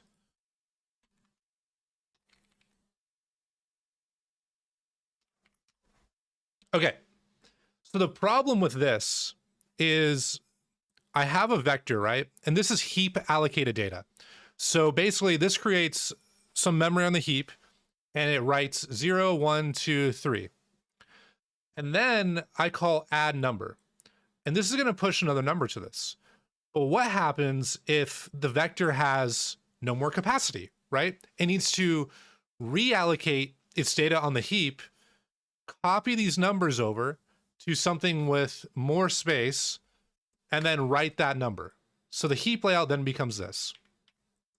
But because it reallocates that data, this reference becomes invalid. This in C++ or C would be pointing to freed heap memory. And you'd need to like really pay attention to this, right? You may have like an entire fucking system of like entities or objects in your code, and you have one fucking dangling reference. It's going to take you. It might be a pain in the ass to actually uncover you have a dangling reference somewhere, right? It becomes a lot easier with tools like address sanitizer or whatever, but this just blocks it straight up and it says, nope, you can't do that because you have a reference into this data. So, yeah. It prevents entire classes of issues. Well, in C++, you'd have some fancy wrapper class, but like nothing's stopping you from doing this same exact pattern in C++. Like this same exact pattern exists. So, yeah. But yeah, you'd hope that you'd have like a little bit of abstraction to prevent it from happening in the first place. Okay, back to this problem. If you work with the proper API, their shit would work. I mean, not really. Let's visualize this real quick. I'll show you straight up. We're gonna add an execution window here. fsanitize equals address. And we're gonna use clang trunk. What? Build, oh. Include vector. std vector. Integers. Yeah, 0, 1, 2, 3. So that's 4. No, it's fine to derail me. It's totally okay. Add integer. And this is going to take an ooh. UN32T. stdef.h, I think is what that's in. I can never remember where these types are located. B types? UN32T C++. Who texts me strange distance? Hold up.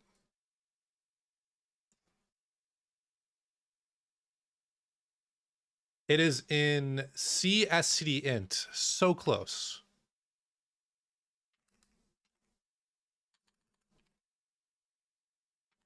Okay. Vector, and then UN32T. And we'll pass this by reference, just like we would in Rust. Integers.push back 0. What did I? Okay, that works fine. Integers. We will again take a reference. UN32T. First int. Integers 0.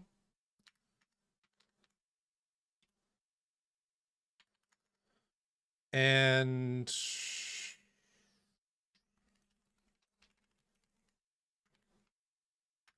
for fuck, dude.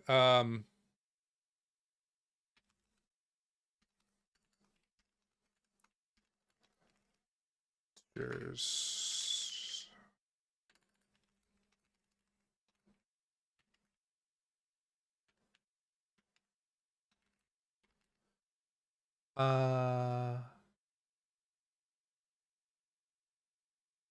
where the fuck is cout? IOStream. That's right. Oops.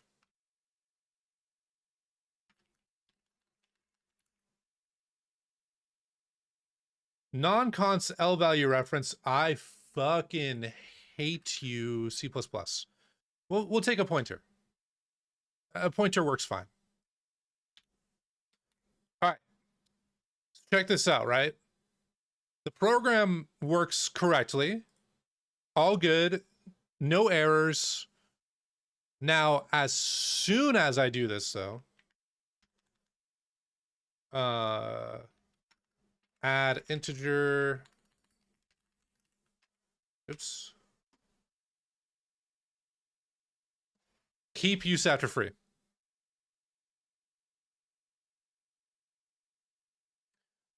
So as soon as I push this element back, yeah.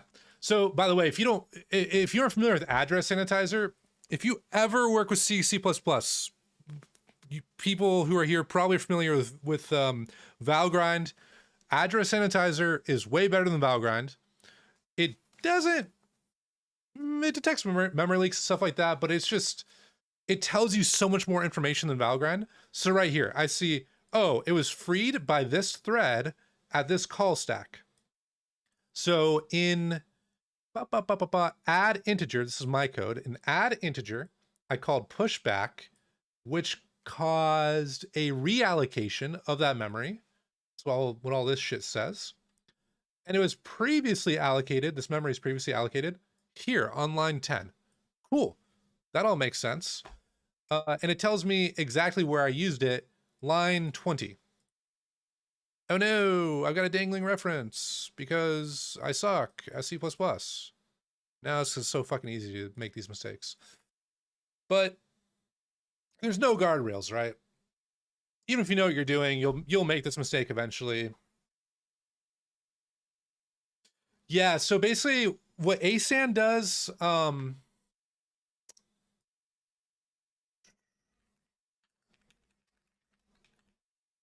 we'll optimize this too. What ASAN does is, this is all C++ like standard library code. All right, so you see here,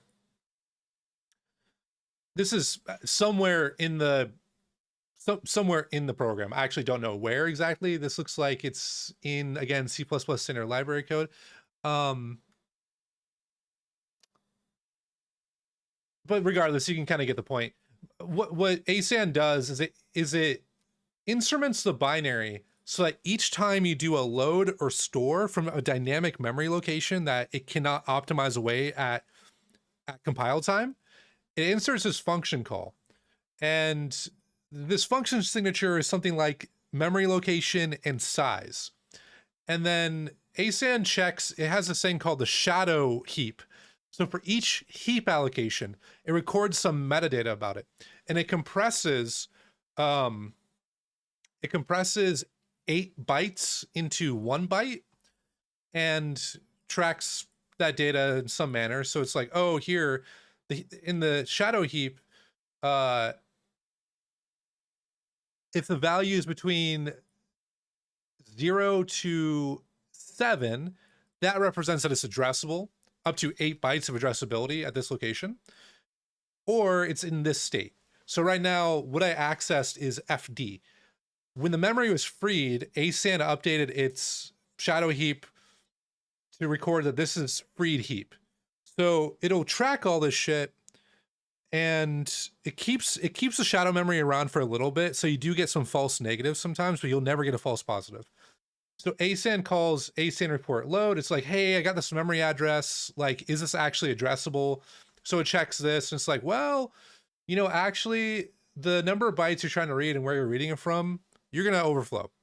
So no, that's not addressable. I'm going to kill myself, which is what I did here. Even if you don't instrument the binary, so right here, I compiled it with address sanitizer. If you even just link the ASAN runtime library, ASAN will replace malloc and free and give you some of this without any instrumentation.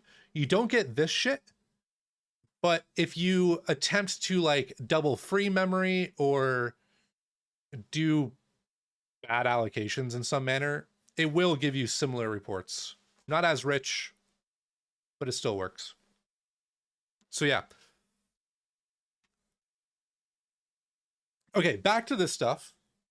Parsing the chunks. You wrote code that hijacks mallocs and free and does something similar, much more primitive, of course. Yeah, it's you know, honestly, it's such a what's the word I'm looking for? Not naive.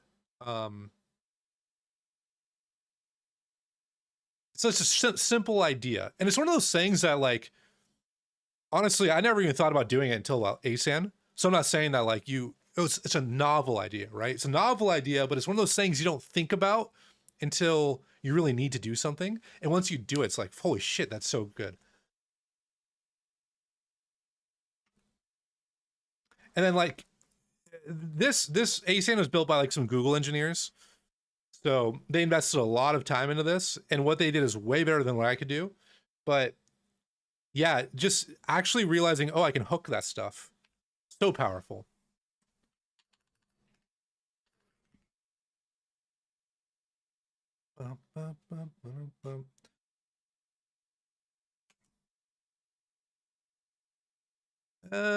Okay. Going back to what I was looking at earlier, in Winnow, they have this like stream context thing. And I want like a binary context. Where was I even reading this? Chapter 7. Yeah, no problem. I go off on these tangents all the time, so you're not really... Don't be afraid of sidetracking me. I was actually telling my brother, I popped by his house this morning to bring him donuts, and he's like, oh, you're gonna stream? Because I told him I was gonna do some reverse engineering. I was like, nah, dude, I gotta focus. And I was like, you know, actually, I'll get distracted. I don't care.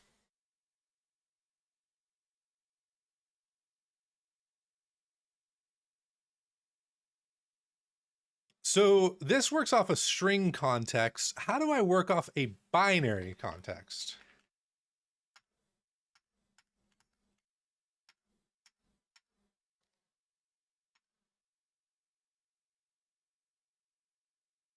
Error cuts.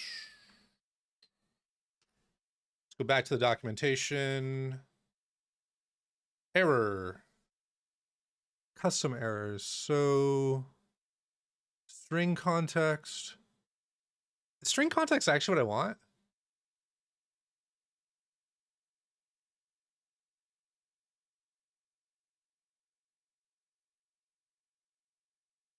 Oh.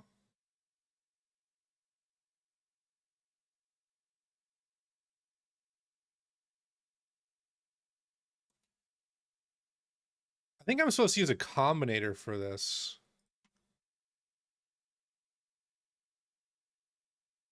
one of matches one of the provided set of tokens.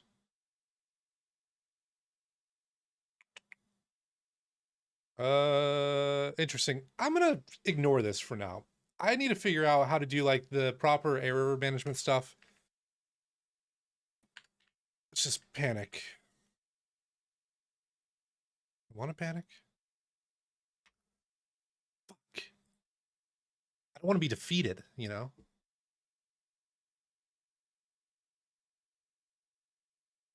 So here they do alt.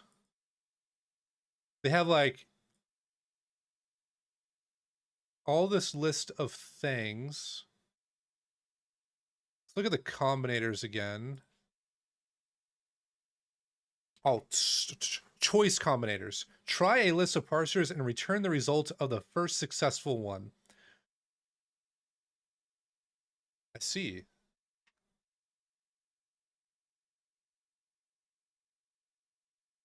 Why would I want to use this?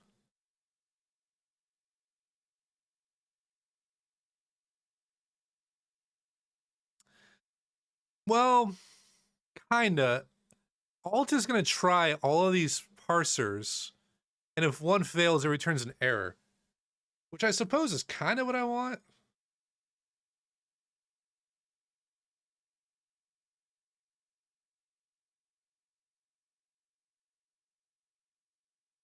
How do they use this?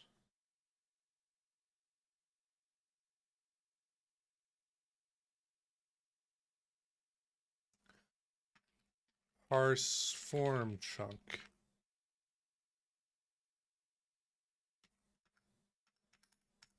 Where's the implementation?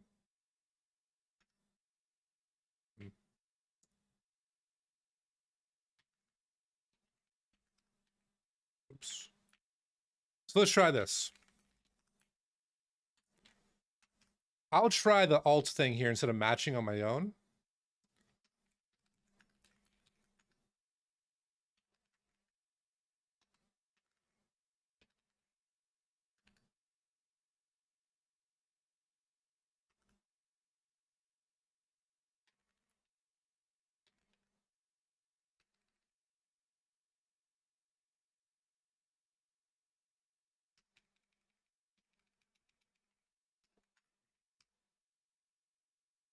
Shit, what did I just import?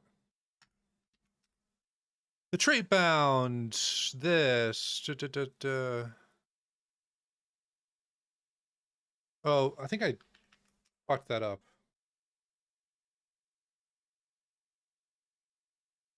The trait bound U84 is not satisfied. The other following...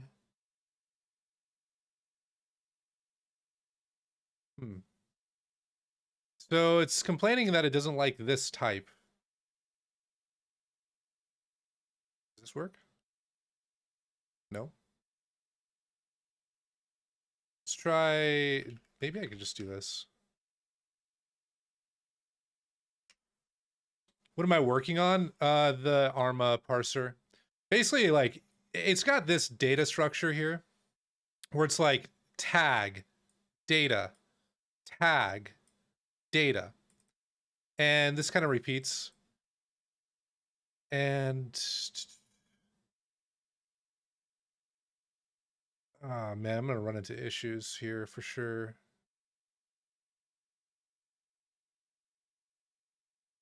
But yeah, eventually somewhere in this file is like an actual list of files. I'm trying to get to this point where I can parse this. And this is like tag size, maybe. Oh, dude, actually, wait, is this, did I think this was a checksum? Wait a second. This file is almost 2 gig. 7. Oh shit, son, where'd you find this? This is the size of the file. Hey. All right, so basically what I just realized is the size of this file. Can I view this in hex? Might be hard to see down there. I'll go here. This number here, 7702 7E40. This is not the end of the file. This would be, but it's kind of close to this, right? So it's gonna be like 7E49 or some shit. This is a very close number. And so if I copy as I'll copy as hex. Okay. Do that, and then I'll do select range, size. If I do this, yeah, it's the entire range. And I can even verify that. Down here it says selected 7702 blah blah blah E42. E42. All right. That's one unknown documented. So yeah, I'm just trying to write a program that actually understands the file format at a very high level and prints out some info. I don't like this. I'm going back to my old ways. Fuck it, bro. Maybe the Combinator life isn't for me.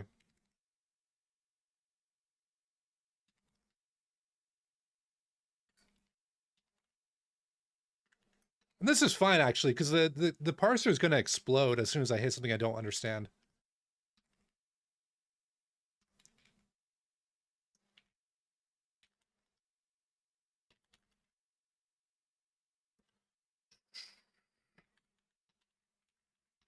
I can actually label this. Ooh, what the fuck?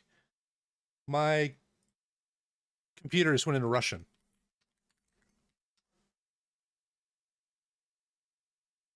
Okay.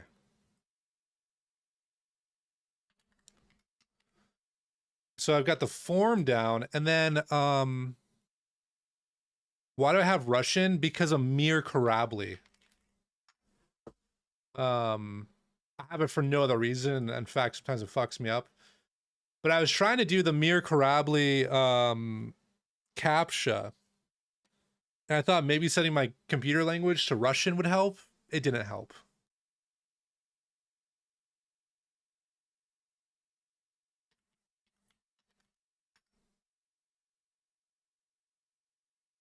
I'm gonna go back to this computer real quick. And I've labeled a couple of these functions.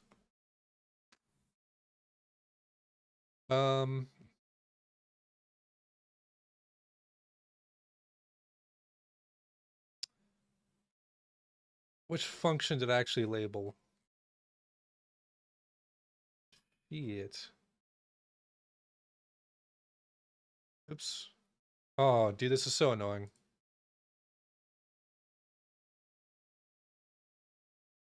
Filter.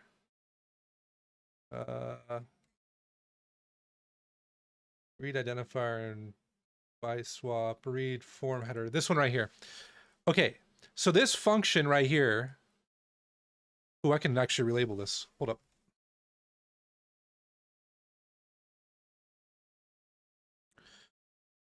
If you're wondering what I'm looking at, by the way, this is actually the game's workbench executable that I popped into Binary Ninja for looking at the disassembly.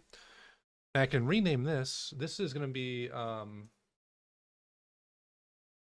file size pog. Oh, it's going to take ages to save.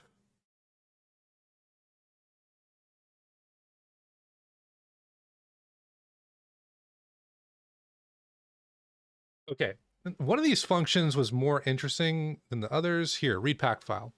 So basically, it reads the form header, and then it reads in a loop the entry identifiers and some other stuff. So basically,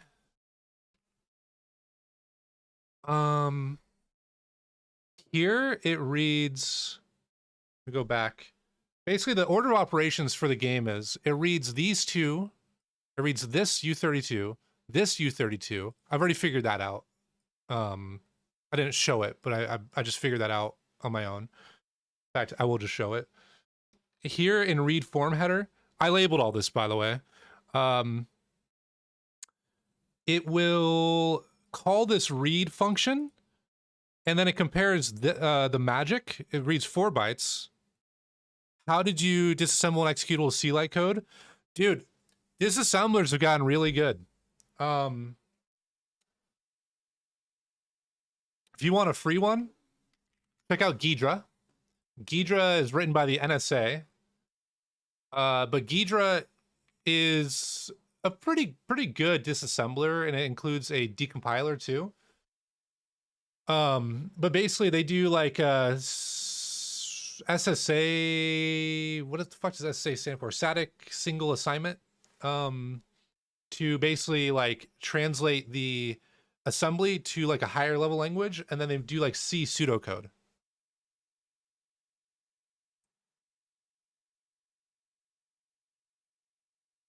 I think that IDA Pro, I mean, IDA Pro is definitely the best decompiler. In fact, let me show. I've got the North Korean malware version of IDA. IDA-Q, IDA 64.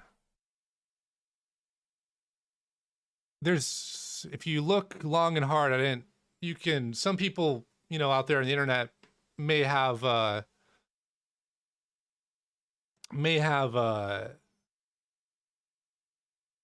cracked later versions of IDA that include all the decompilers because they're fucking expensive. But this is actually a decent example. This is a program I wrote. Oh, fucking. Hold up.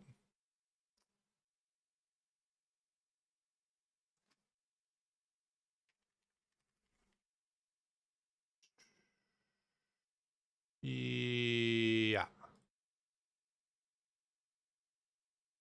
Override that bullshit. Okay. So I have the PDB for this, so it's going to load just fine. But this is probably where you're used to seeing an Ollie debug, and Ollie debug actually looks very similar to IDA. Different programs, though. So what you can do is you hit the magic button. I think it's F5. Wow. Decompiler. And IDA is really good. IDA, in fact, is better than Binary Ninja, but I will never support these fuckers again in the future. Like, IDA's decompiler is fucking amazing. Its static analysis is amazing. I had some issues, actually, with Binary Ninja, with this program. Like, its high-level IL did not correctly interpret a function call. And so, if I go here, there's a different function I was looking at that was very similar, where it does like, oh, this read, and then it compares this value to this. And for some reason, Binary Ninja didn't see that this value was passed here, and it like simplified the expression. Magic is initialized as 0. And so what it did was like, it did like 0 equals this, or 0 did not equal this. I'm like, that makes no fucking sense. And it's because it didn't interpret this function call correctly. Whereas I popped into IDA, IDA did the right thing right away. So, but yeah, I'll go to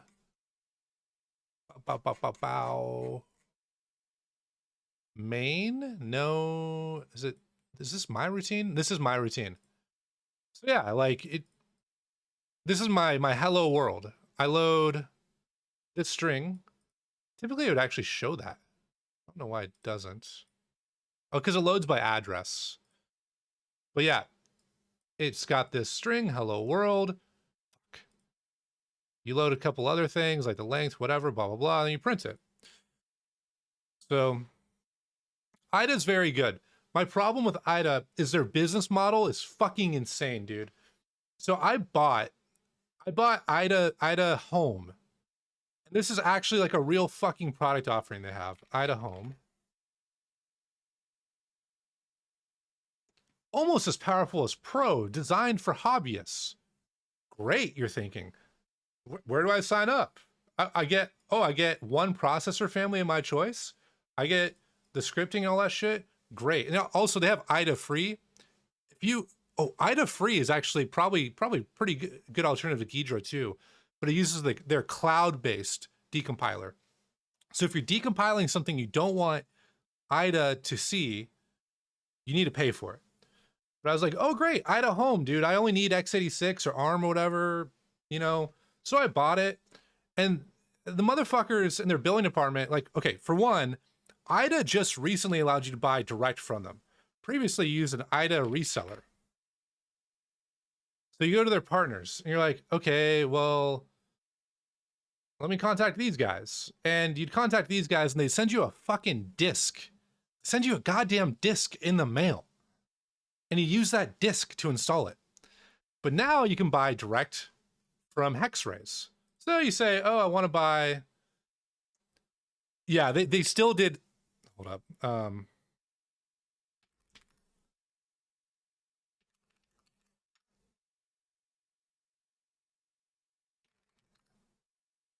My friend had this good meme.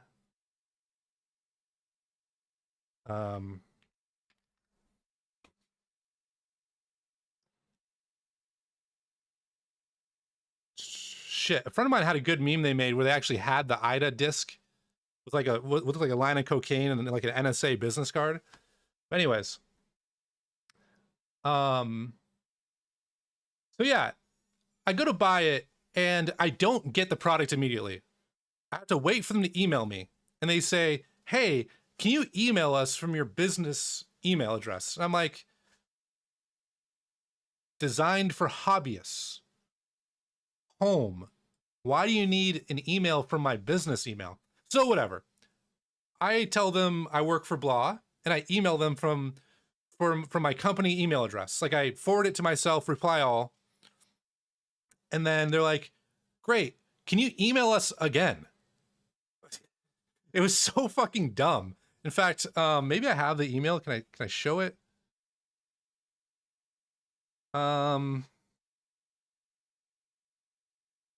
Okay, yeah, hold up. I'm gonna pull up my email real quick. I might leak stuff, but that's okay. Yeah, gmail.com. I gotta show you this correspondence.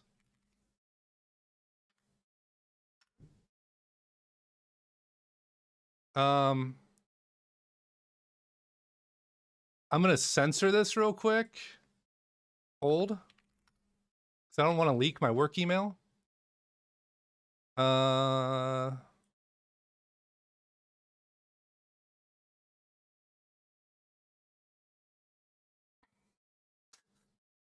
This is so fucking dumb. Do I have my work email anywhere else in this?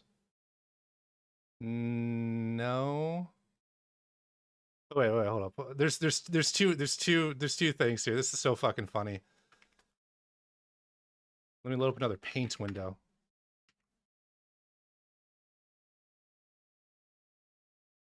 I don't care about leaking my personal email. That's fine. I just want to make sure I don't leak my work email. You got it, bro.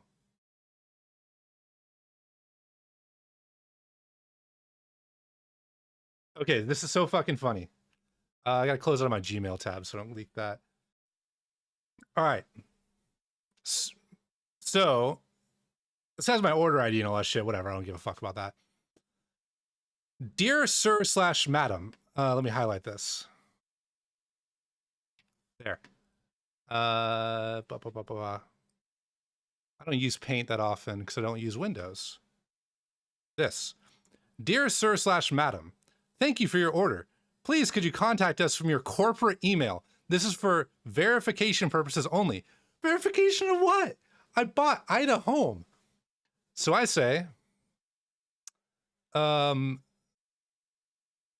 hey, hopefully this works for you. And this is from my corporate email address, right? Hopefully I didn't leak anything. Yeah, I don't leak anything. It's not a big deal if I did. I just don't. Best practices, you know. So anyways, I say that. Go over here to the next bit of the email. Go back to brushes. Please, could you reply once more to this email? What? So I say, sure, here's another email. I just reply again. Thank you for your feedback and help. We have successfully processed your order and sent download links for your attention. Now, mind you, look at these fucking timestamps. Sent at 1 a.m. because they're in Belarus or some shit. So she's emailing me when I'm asleep. I'm emailing her when she's asleep. We're going back and forth over the course of a couple of days. And I email her on like a Friday, I think. So then they send me this email link the following business day on Monday. I'm like, dude, it took me 4 fucking days to get Ida home. This is bullshit. And then, yeah, no, I got the product about 4 days later. It was ridiculous. And then they got bought out by VC. And so they're doing all this like stupid VC shit. Their business model just sucks. Great product, terrible operating model, in my opinion. But hey, if it works for them, it works for them.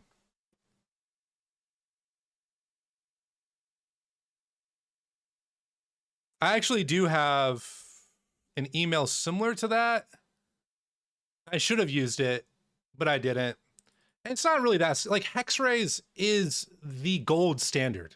Like, everyone knows Hexrays. If you're going to be doing like serious reverse engineering, you're going to be using IDA Pro. So it's not really that sketch to be emailing them like this, but it's just fucking ridiculous. So anyways, that's my rant about these guys. So what was I looking at here? Oh, this is the game code. This is something else I was working on. Here we go. Back to this. Okay. Oh my God. I hit a Zin and it's really fucking hitting.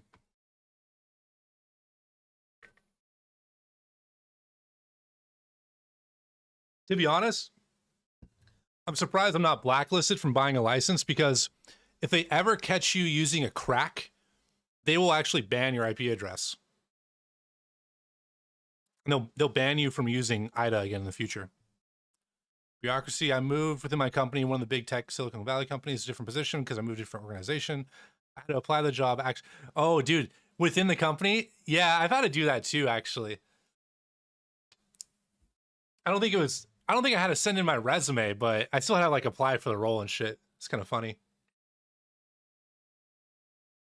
That's semi-standard at like enterprises, but all right. So this reads that magic, and then it also reads the next 4 bytes, right? So this actually gets stored. This isn't entry type anymore. Oh, my mouse. My mouse sometimes goes away because I'm actually controlling my Mac desktop, which is what I'm viewing right now. I'm controlling my Mac desktop from my laptop. Apple has this thing where you can like, oh, I'm going off the screen. Has this thing where you can control your desktop from your laptop. So I'm using that because I don't have a keyboard plugged into my desktop here, even though I have like a bajillion keyboards. Maybe I should just grab a keyboard. So anyways, this is no longer an entry type. This is actually file size. Where does file size go? Oh, I already relabeled that. Cool. So it reads a file size. I think this is a status. I don't know what that is. But anyways, this reads the header. The form, at least. And then this then reads some more data. This is a mess. Messy to read. I'm kind of just glancing at this. So this calls read again. So we've already read, when this parse gets called, we've read this, and now we're about to read this. So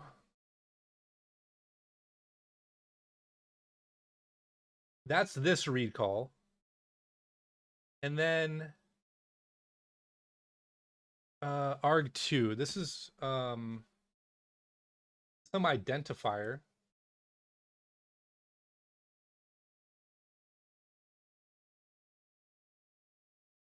And then the read function's called again. Where does this get returned to?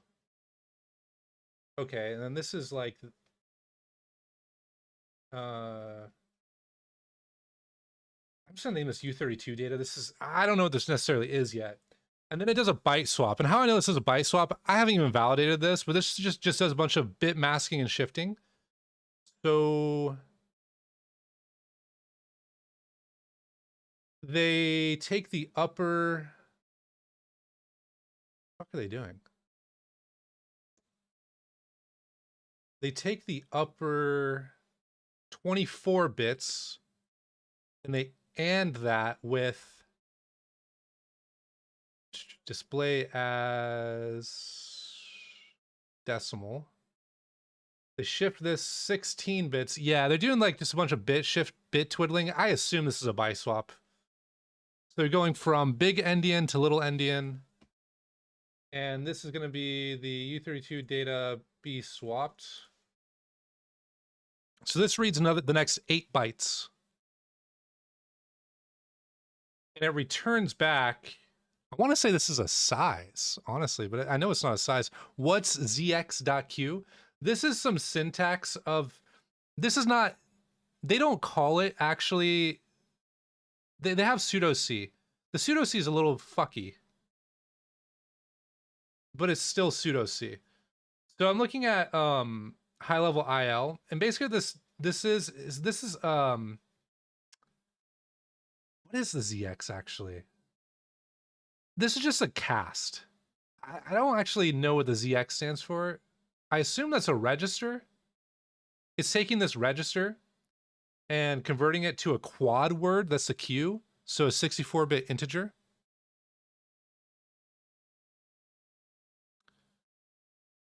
Oh yeah, I'm just explaining what this the disassembler's syntax here is.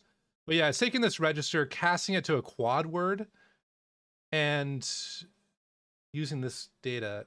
That's not right, but it's essentially just casting it to a quad word, so 64-bit integer. If I go to the pseudo C, you can see it a little more clearer. UN64, just a direct cast right there. And then it returns back that byte swapped value. So essentially what this does is it passes in the identifier as a pointer. So that this value here after this function read is going to be this. That's that second argument, and then it returns this value byte swapped. I think. So yeah, I just named this some identifier, and this is the next identifier. So if this is not -1, we drop in here. It's not going to be -1. And it compares this to head. That's this constant value. Or the comment system's weird. I actually commented this line, but for some reason the comment applied to both these lines. If it's head, it then compares I32 here to OX1C. If it's less than that, it bails, or compares it to file. And if it's file, it breaks, and we drop in here. I think I've got something wrong.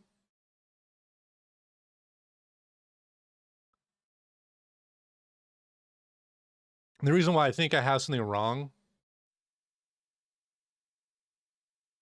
Yeah, I'm Pirate Software, but actually with some credibility. So the reason why I think I have something wrong here in my analysis is because we do the first read to prime the variables, and then it does the comparison against head or file. And so I think that we are here, but we're actually here, because then it compares the returned value against OX1C, which is this. Petter file? Yeah, dude, it is a Petter file. PED. PAC. How did I fuck this up?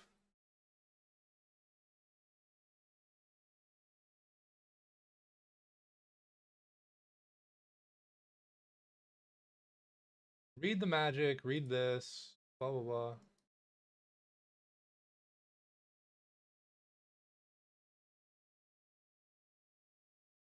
Oh.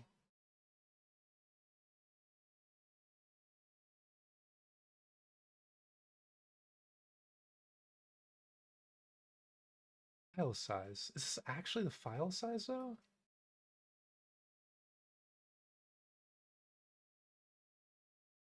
You read once, you read again, and the output. Oh!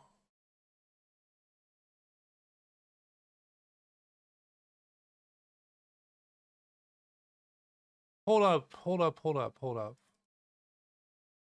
Oh, this does a read too. Shit. Okay, hold up. I mislabeled this then. So actually this reads 12 bytes, not 8 like I originally thought. So I need to label that appropriately. So this is going to be a read and swap. Cool. And this is not file size. This is going to be like next identifier.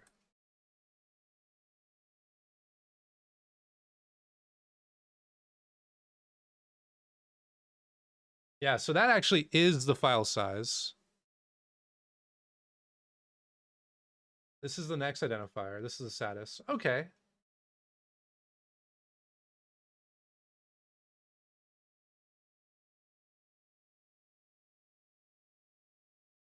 So I was wrong in my analysis. So this actually reads 3. But what is this? Pack 1. If I go to data 7, is this also pack 1? This must be like file revision or something.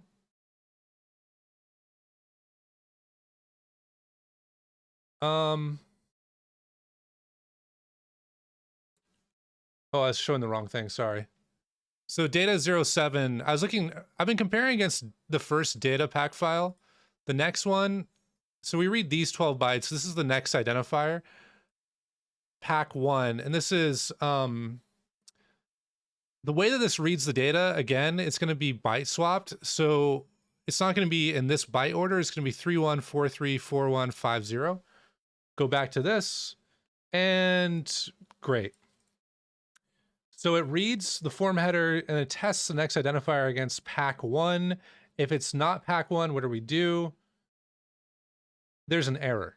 Okay, cool.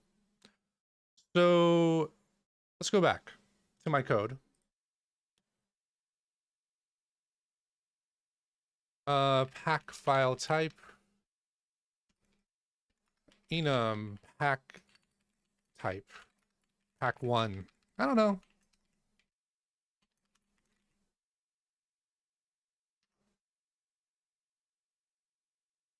This needs to implement derive debug. Cool. Pack type is going to be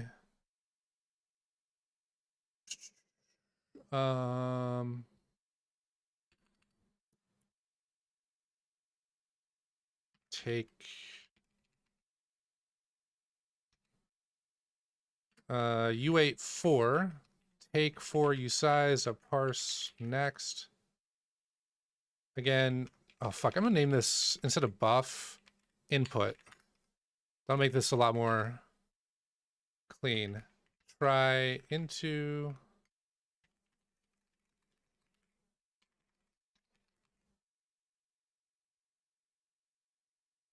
Wait, are you streaming right now, gang?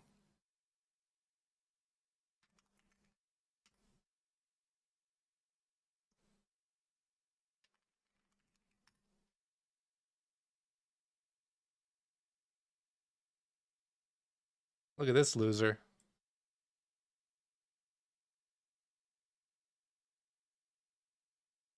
Let's watch him suffer.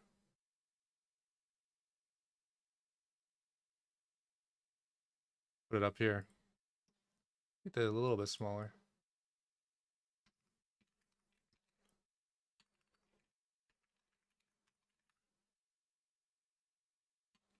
B pack 1. I don't know what this PAC1 actually stands for, but let's do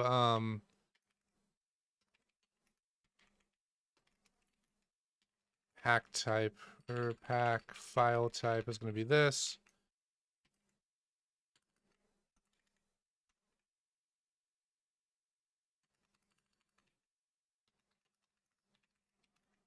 Unknown pack type.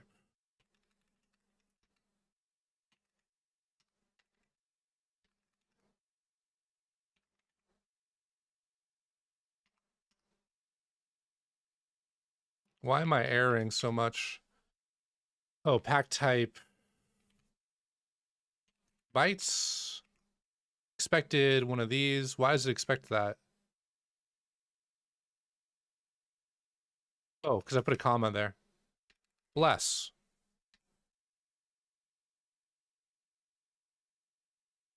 Form has no field pack file type. I guess I spelled it with a C. I'll keep... no. There we go. Okay, cool.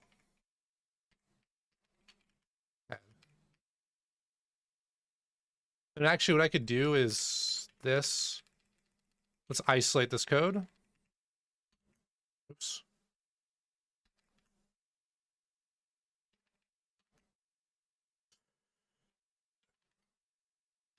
Cool.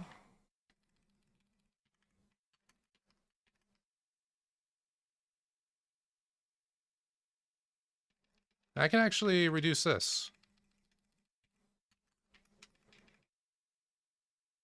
Parse form chunk input. Rename this to input. Nice. Code's getting a little cleaner. Why do I have formatting turned off? Oh, yeah, Cling format. Let me go to my settings. Format. Oh. Format on save mode. Format on save. There we go. Perfect.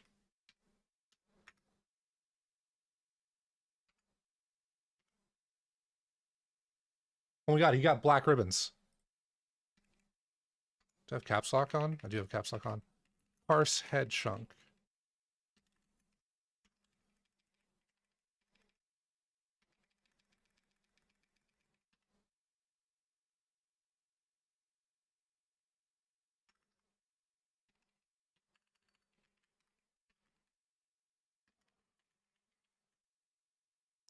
So I'm going to assert that unknown is equal to OX1C because the code does this. Basically, this value needs to be OX1C for some reason. It's unclear why at this point. Okay, let's go back to the disassembly. So this goes in a loop. So if it's head and it's less than 1C, we break. Otherwise, it parses this. This is going to be, I mean, you can see it right here. This is a function call, but it's an indirect call. And so the disassembler isn't able to see what is being called yet. We can pop into WinDebug to figure that out. For now, yeah. Here. We'll just panic. Okay, so things are working cleanly. Let's just test this, make sure it works. I haven't even run the fucking thing yet. Print line.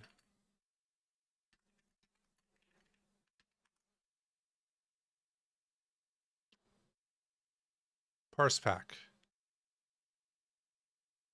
Yeah, okay. This is gonna panic, but whatever. So, where's my terminal? Cargo run.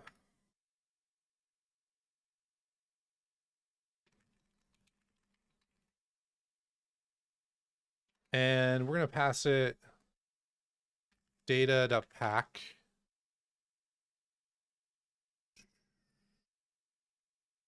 Yeah, this full name. Compiling. Uh-oh. This doesn't implement debug.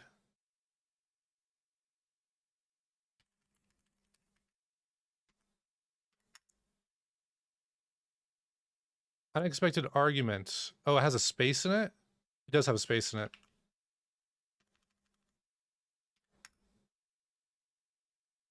Thread main panicked at line 72. But cool. Okay, so this actually parses correctly. And then it panics when reading the head, I think.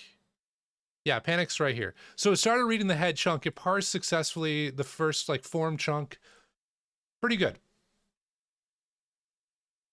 And now we want to debug this. So I think this debugger is actually in a decent state to be doing this. What I want to do is figure out where to set this breakpoint, which is going to be the load address for this is going to be 1, 4, and then a bunch of zeros. So basically I add this is the offset in the file, to wherever this loaded in memory on Windows. So,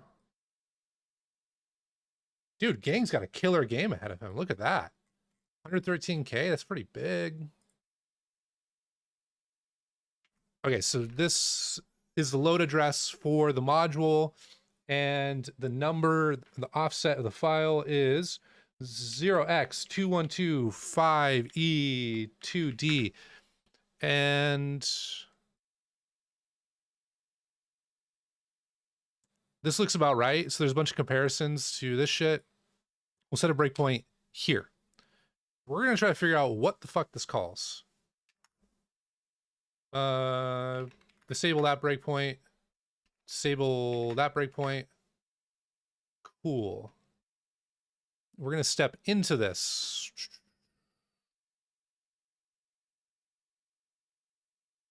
Another indirect call. But I will want to record this. So to go back to the disassembly, this kind of sucks.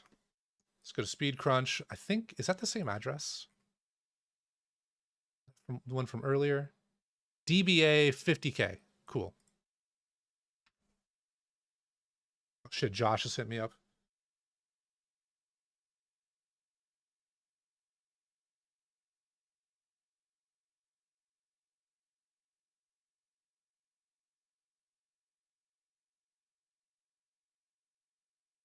What did Josh say?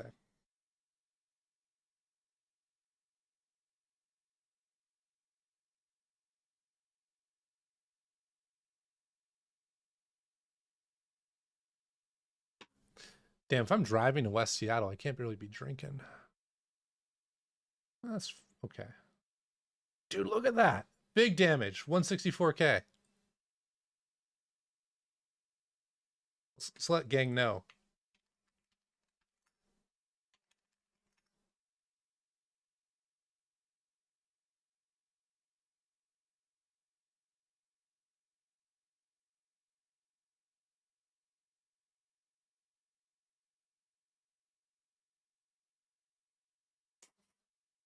No, I try to absolutely never drink anything and then drive.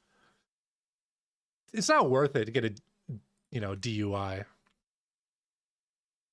Even if it's just like one drink. If there's enough time passed, but it's not worth the headache. Okay, so I can calculate this number again pretty easily.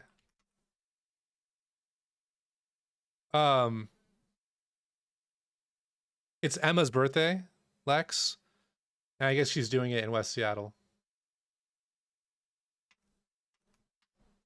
I thought it was in Capitol Hill.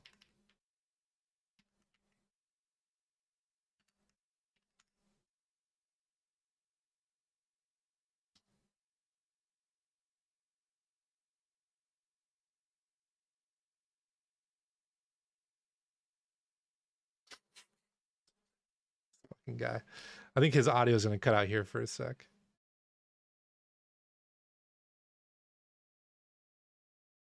Fucking guy.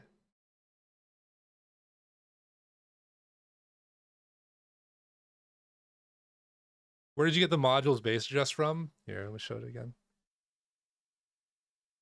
In WinDbg,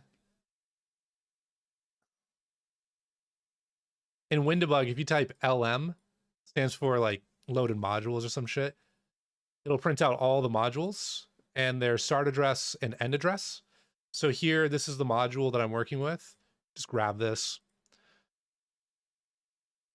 And it's kind of annoying because like I could probably disable ASLR and these numbers be consistent, but it's a lot of work.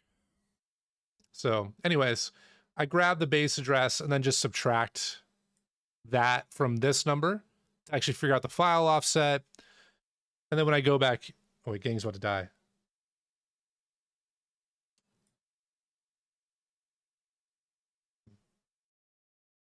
When I go back here, I can take the results of that calculation and, oops, I am using the wrong fucking keyboard.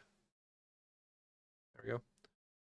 And I can do, like I said before, the load address for this is like this, something like that. It's just a bunch of zeros, which makes it quite nice. I can basically just replace this part with the results of the calculation. And what's with the ticks? It's just WinDbg syntax for some reason. It puts a tick separating the 32-bit parts of the number. A7 Mad, thanks for the follow, bro. So that lands us in this function, which again, this is pretty junk, bro. I'm not gonna, I'll change again. Oh my God, Gang's having the game of his life. Step into this. Oh, dude, it's a bunch of fucking indirect calls.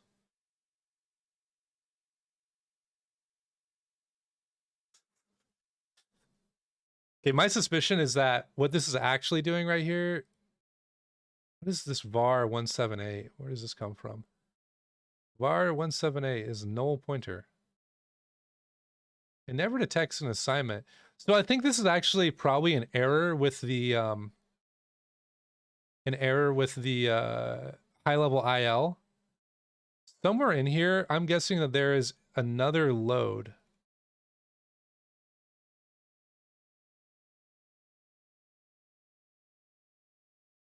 So it's a load here from RDI. This is determined to be a constant value for some reason.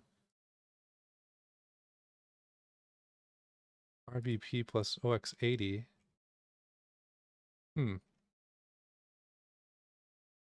I highly doubt that this is actually... Well, you know what? I can... I can't dump this value, actually. My register state's been clobbered because I'm deep in this call stack. But I think that this actually parses... it parses this data, is my guess. So it's going to parse out something here. Oh my God, bro. He's having a huge game. So let's step into this. This actually... This has a little more substance to it. So let's take a look at what this is. Back in the Speed Crunch. And the reason why I'm using Speed Crunch for this, by the way, is just... It's a decent calculator. It's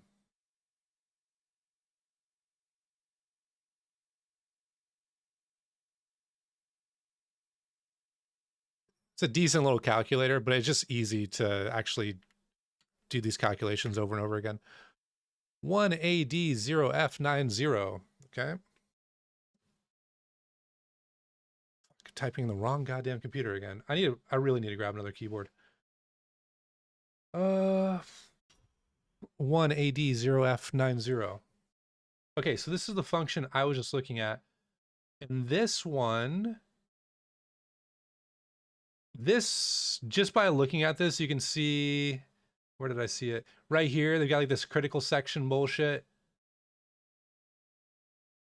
This is like doing a buffered read, I think. I was looking at this earlier. Somewhere in this, it's really deep into the calls. But somewhere in here, there's like another indirect call, and they do like read. I named it. iFile. Oh yeah, iFile system. So earlier I was reading some shit. I think it's actually like the very beginning of the stream. And they call this function, and I worked my way backwards from this, and it looked very similar to this. And I think I'll probably just name this do buffered read, probably. And they had this same amount of data. I think that they read in 8K chunks. And then somewhere down here, they do the actual like read the read system call. It's a couple layers deep though. So I'm just gonna go back. I feel like I'm missing something here. And I think it's partially because of the disassembly. In fact, we're gonna do a quick little test here. Earlier I was showing North Korean IDA. We're gonna pull up North Korean IDA. And we're gonna load the same file in North Korean IDA, see how this disassembles it. Workbench, Steam, Diag.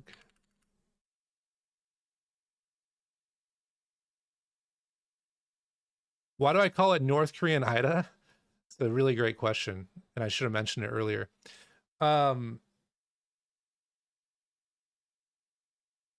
Nice game, gang. Well, I gotta congratulate him.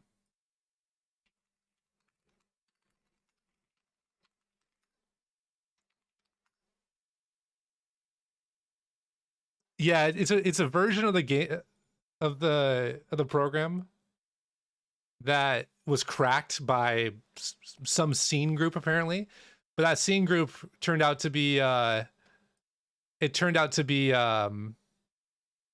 like North Korean malware was included in this.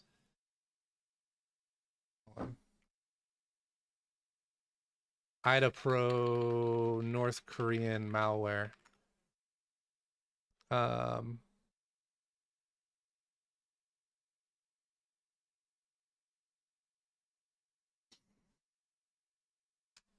Good job, gang.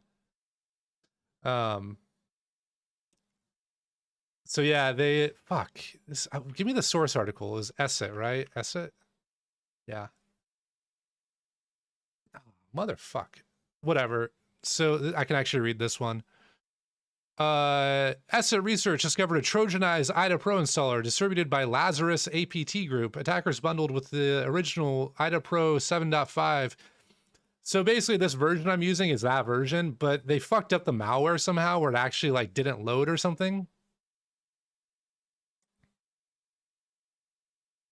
So it's safe to use, but not safe to use. Whatever. I don't give a shit. Okay, so we're gonna go to, it loads it from the same address. So we're gonna go to this address in IDA. 142.125. And the reason why I'm typing this out manually is because these are different computers. Did I type that wrong, or is it just not analyzed this yet? 142.125. Oh, did I ever respond to April? Yeah, I did. ED. It's still analyzing. In IDA, you can see this tiny ass caret right here. So we'll give it a sec. But I'm basically trying to see, like, I'm pretty sure that this just Binary Ninja is not doing correct analysis. While this is doing its thing, I'm gonna take a leak.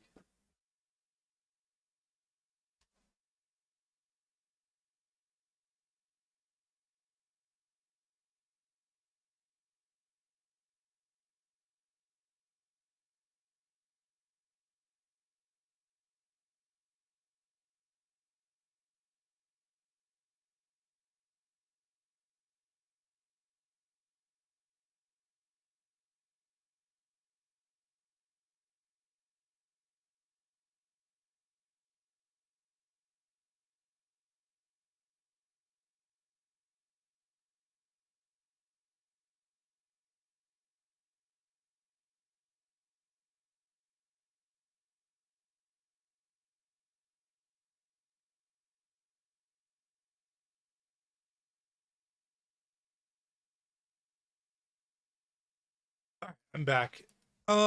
Different. You're doing this on different or in a VM? No, what I'm doing right now actually is this is my Windows computer. This is my Mac.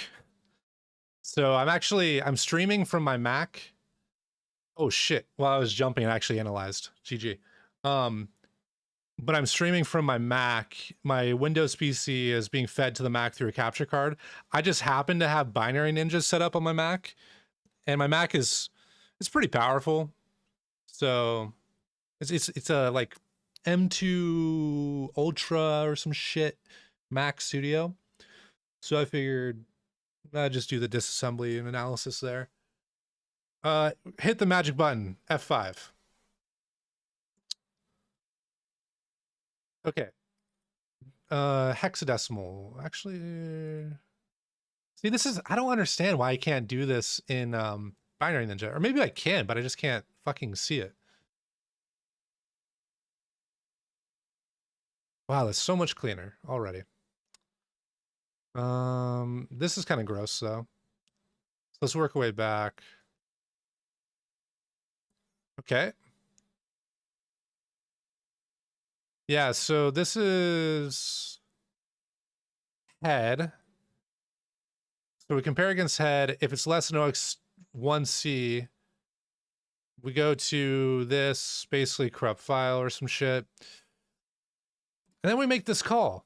So this is what I was talking about, right? V15.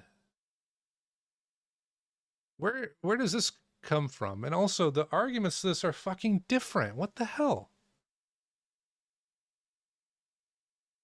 What is this shit, dude? Okay, so check this out. I can already tell this is kind of fucked. So V10? Yeah, this is all sorts of fucked. So here this has 3 arguments. Go back to Binary Ninja. 0 arguments. Is it because I'm in high level IL? So now I'm in the medium level IL. And if it's less than 1C, go here, otherwise go here. So go to this point. And it makes the function call. Yeah, dude, I can see 2 fucking arguments at least.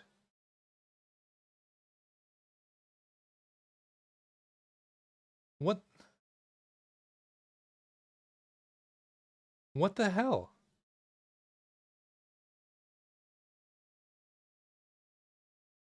Maybe I'll have to use fucking IDA. Anyways, this is an out 28. This kind of looks like a length. So it tries to read 28 bytes and it sets the pointer, I'm guessing. Does this look like about 28 bytes? 20. That is 24. That's 28 bytes. You skip over this. This looks important. It's got this data tag.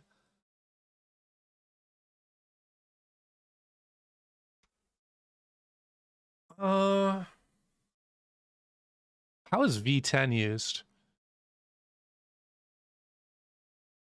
It's either not used or again, decompilation is fucking up. What is this? Yeah, okay. You know, I'm kind of curious. Can I do that in Binja? That'd be so nice. Type. Make enum. Tags, create. I don't think I can, dude. Hold up. Display as. Oh, there we go. Is there a hotkey for that? R. It's gonna be so much nicer.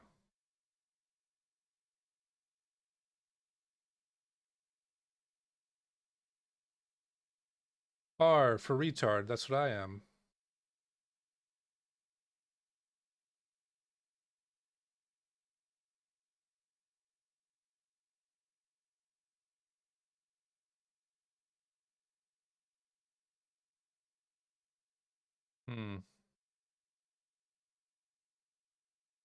I figured that this would be a parsing function call. This could be a priming function call. Oops, sorry. I had the wrong computers.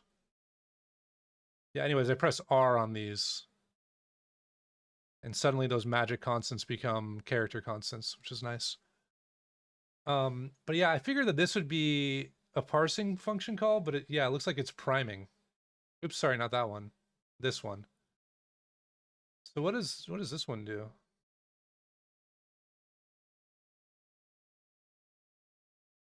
The file... I don't know what this vtable does. Reads 1 byte, maybe? Who the fuck knows? Read entry identifier and byte swap count.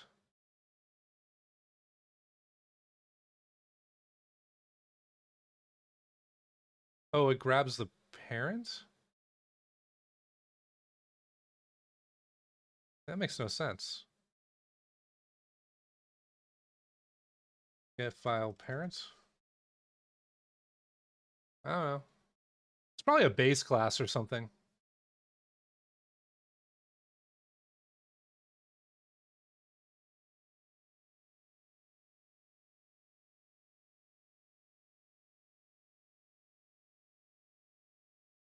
All right, let's pop this in IDA again. And so I'm guessing that this is trying to read 28 bytes. You store the pointer here to those 28 bytes. And then what does it do with it? Anything? Nothing? It just like tries to read it?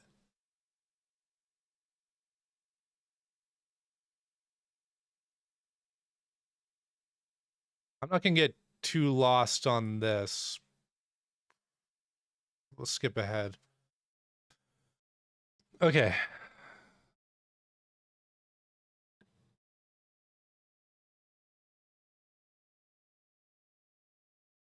So it reads this in a loop until it hits -1.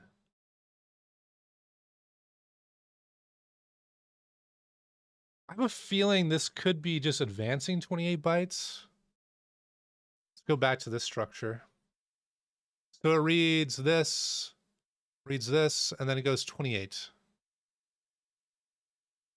1D. Something smells wrong.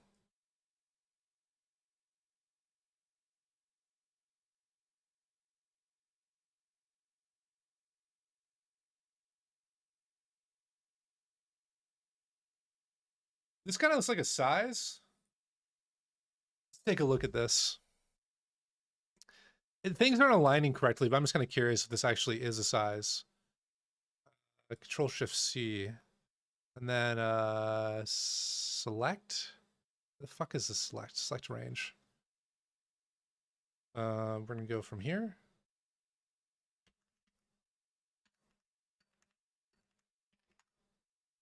Oh yeah. And that nicely aligns us with the file chunk. So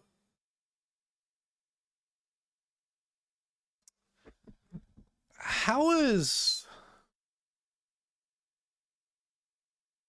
What's so special about that 28? Is this 28 or something? Oh. Is it from the start of the pack?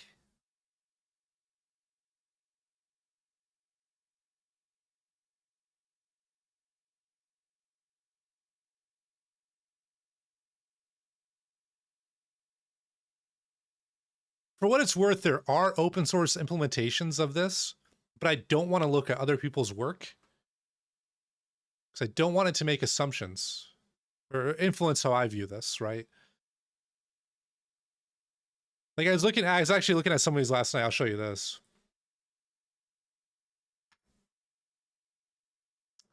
What is this?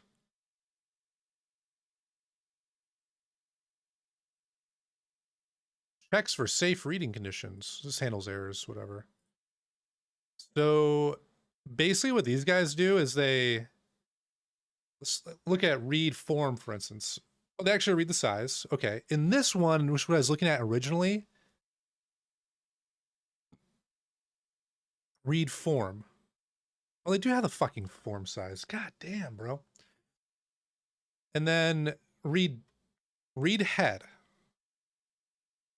They just use skip signature. What does skip signature do? Not even in this. Skip pack signature. Wait. 32. They skip 20 bytes here. Constant unknown.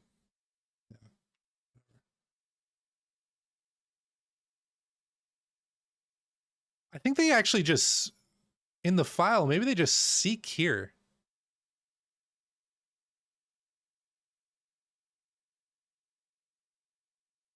They might just seek. Dude, I wonder if that's what it is. This could be a seek call, not an advance. All right, so let's do a little bit of theorizing here. If they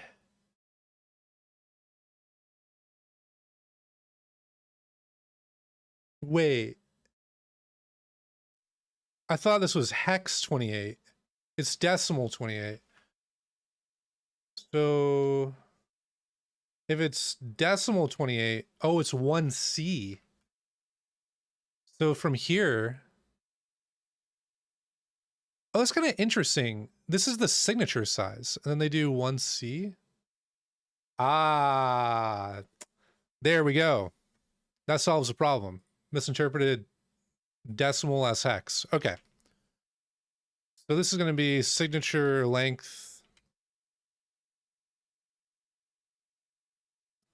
I'm just assuming, by the way, that this is an RSA signature or something. 1C bytes, 28 bytes. RSA signature size. I can know. What is the length of an RSA signature? I think it's 2048. Yeah, 2048. So if it's 2048 bits, 2048 divided by 8. No. Is it a SHA-1?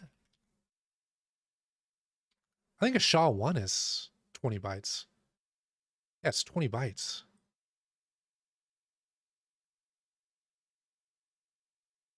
SHA-2 is 512. 40. What the fuck is 1C? Oh, but also, though, this is... Wait. There's not enough entropy here.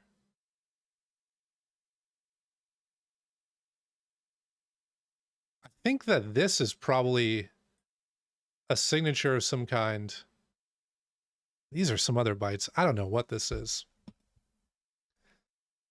Wait, so SHA-1 is 160 bits divided by 8. That's 20 bytes. Yeah, I don't know. It's irrelevant anyways. Well, we're not going to do shit with signatures, so. Head. The head chunk. This is going to be signature length. U32. And then this is going to be signature. This is where lifetimes come in. Input.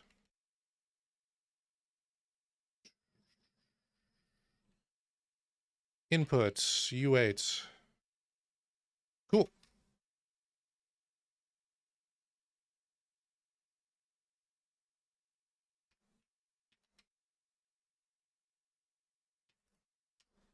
Annotate these. Fuck, lifetimes all the way down.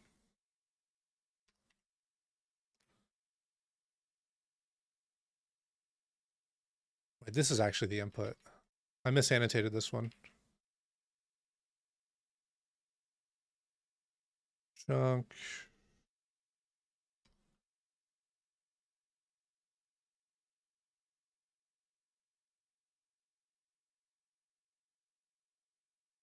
Signature length.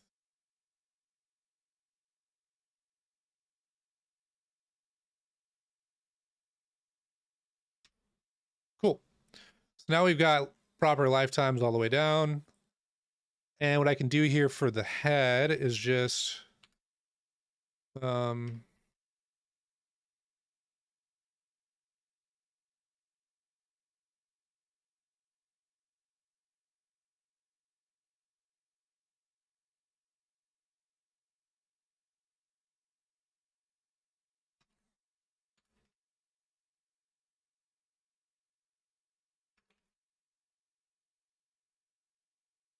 signature length.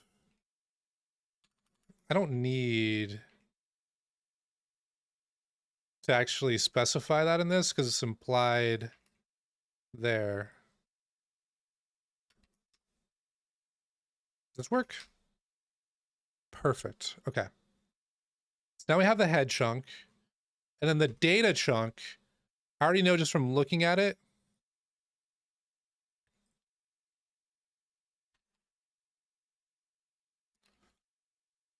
And just copy paste this.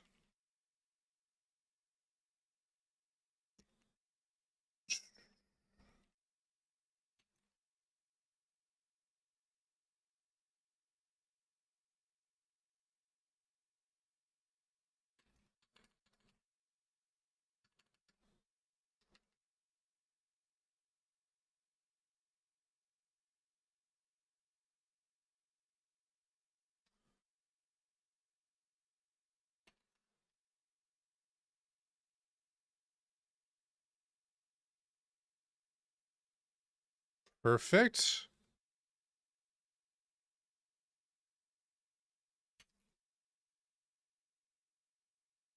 Parse data chunk. And now to the what I was doing all this for, file.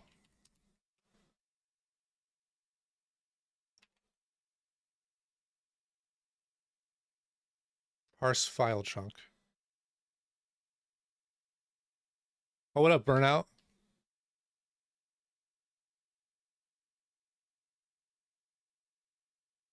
Yeah, dude, I've been streaming for about 69 hours now. It's crazy. I don't yet know what the file chunk is going to look like. Let's take a look real quick. This is probably the length of this chunk.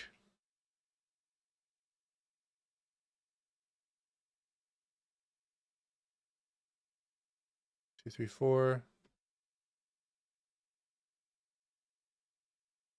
Select range again from here.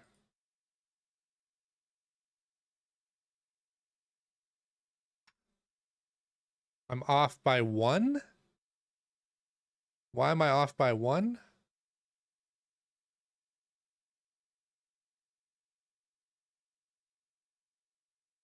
Control Shift A. I remember that. Okay, there we go.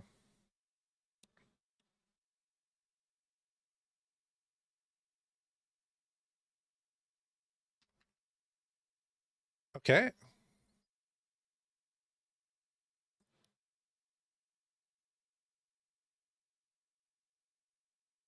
So what I can do now is parse file entry.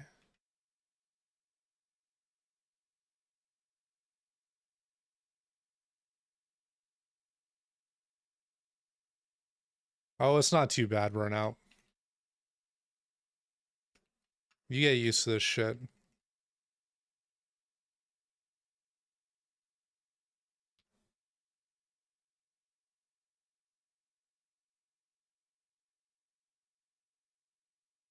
Uh,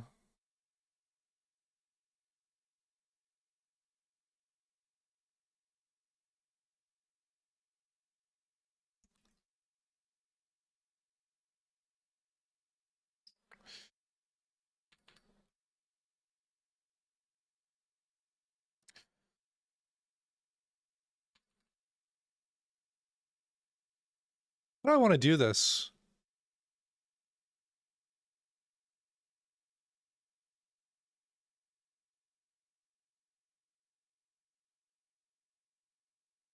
Fuck, I always get thrown off by these loops. in Rust because I want to like pattern match this.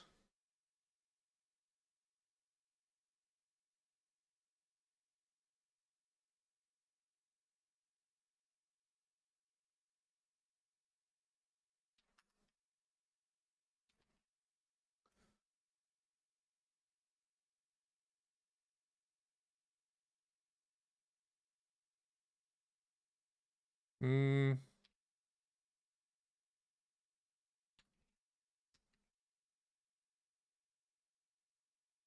And this is going to have a bunch of... I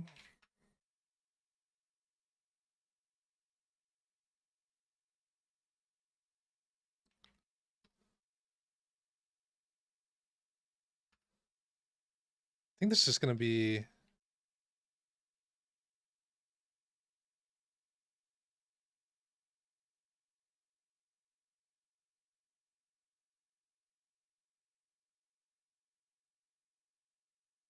Why doesn't this work? Hello? Oh. Struct. Cool.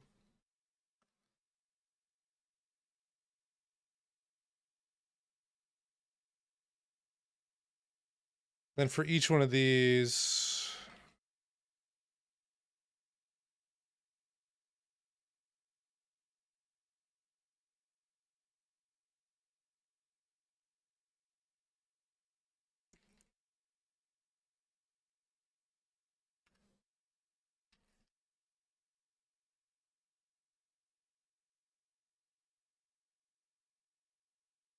Cool, okay.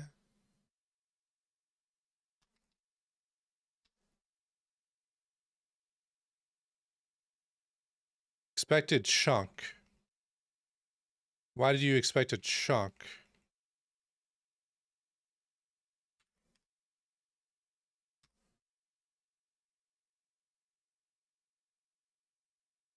Weird. Because I don't have... Do I have file entry? I do have file entry.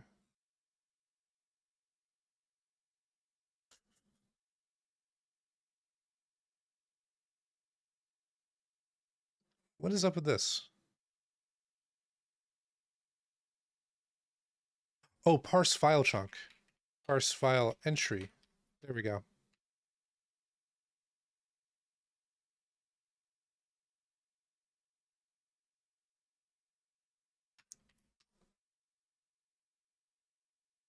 Variant has no field. Those errors will go away in a sec. I don't know what the hell is going on with the analysis. Okay, so now I'm making some assumptions on this, right? So this is going to be the length of this chunk. I'm assuming that this is the count.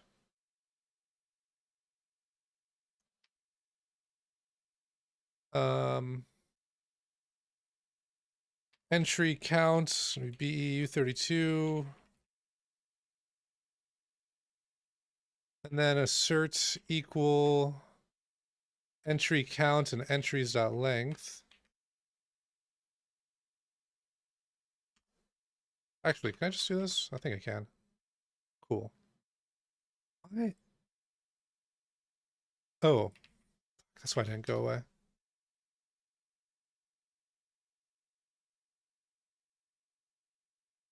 Ah.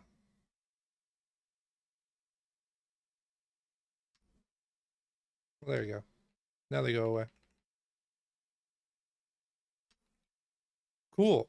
Irrefutable let pattern.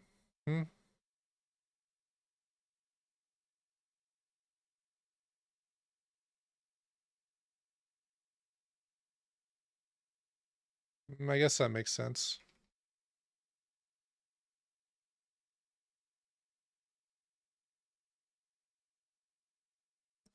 Gotta rework this loop. This actually makes more sense. So while we have data, we parse files and then we push them here. That makes sense. So now we need to parse the entries. Okay, so I said I'm assuming this is a count. This is going to be the length of the file name, and then this might be like a node ID or something. We'll just label this as unknown for now.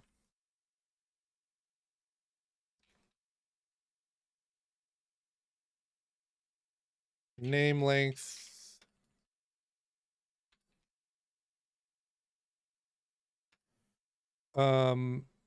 Name is going to be take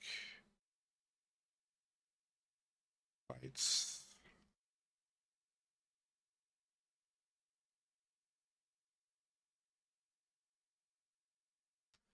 And then this, the actual name, we'll do string from UTF-8. I believe this, I hope this is UTF-8.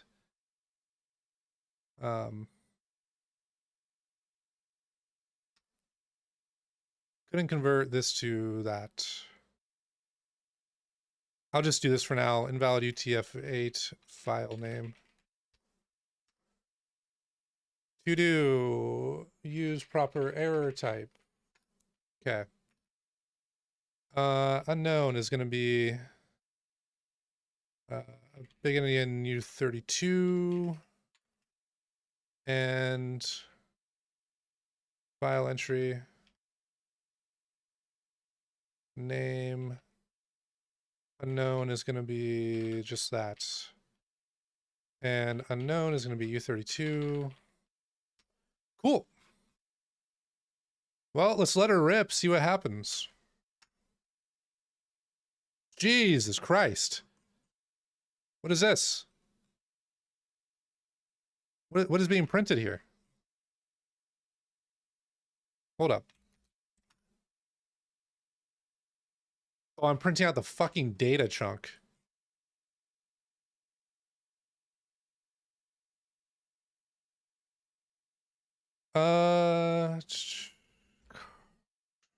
Cargo add kinded.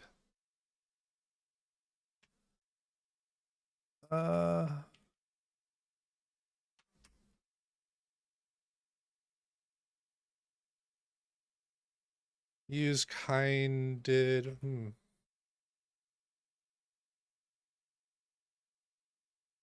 Yeah.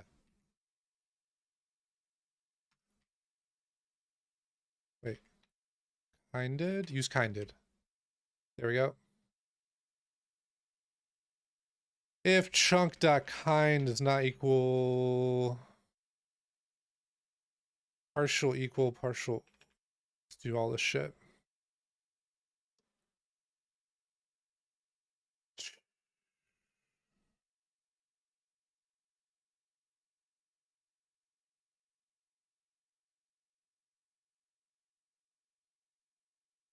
Wait, what does this return? Oh, nice, nice, nice. This is exactly what I wanted.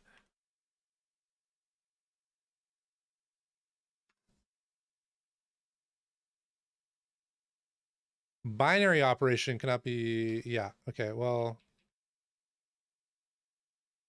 I actually don't need that for this shit.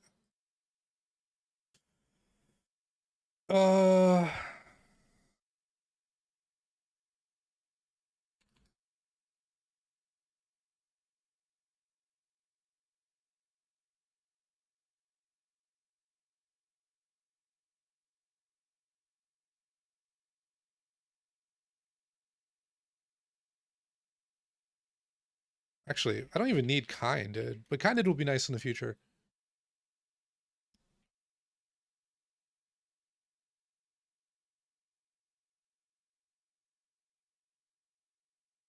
Basically trying to prevent it from printing out a shit ton of data for this chunk that I don't care about at the moment. Well, I gotta go soon. I completely forgot.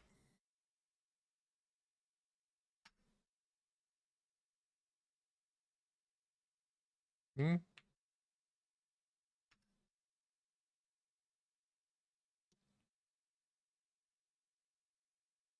Wait.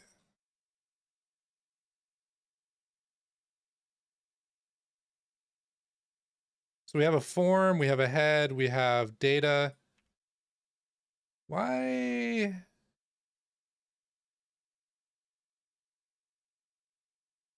Why doesn't it parse?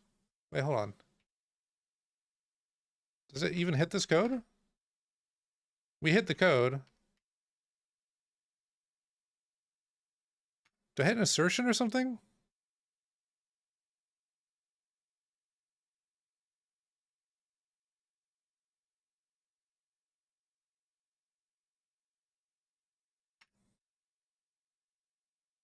We never drop into this.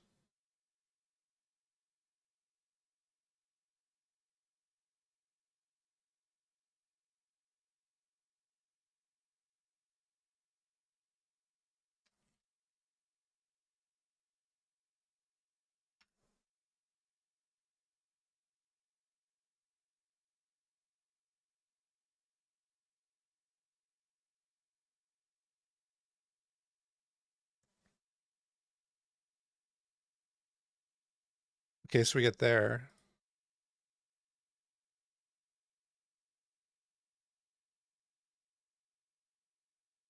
Is this empty?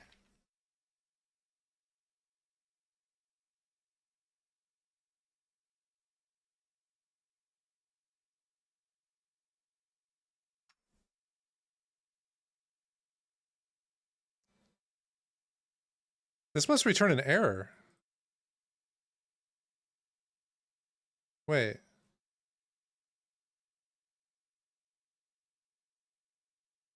Oh, fuck.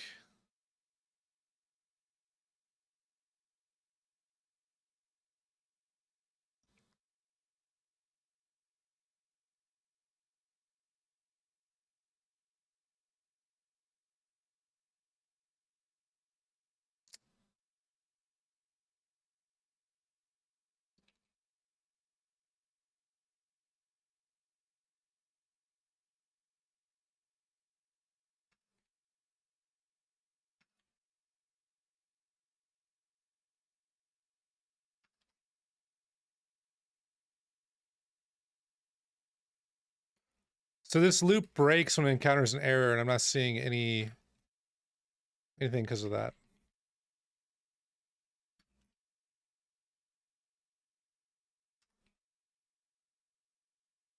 Oh, what did I fuck up? There we go.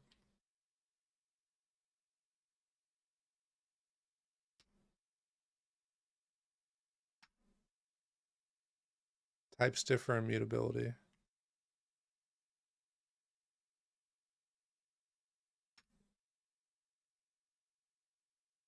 just gives me an error.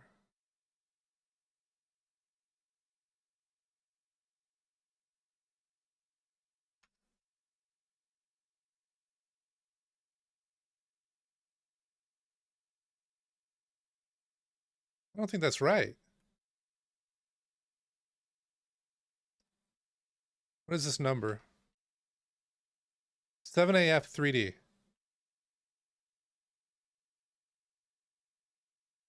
I guess that's right.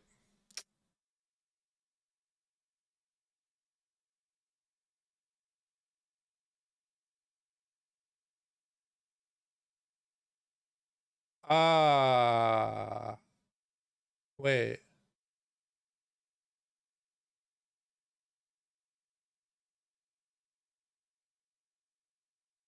This is part of the data. That's why. This is not the count. I see. Okay. Have this backwards, kind of. So this is not entry count. My... Yeah.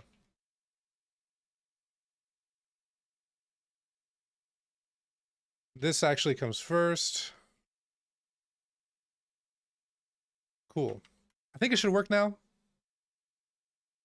Parse 2 entries. What happens?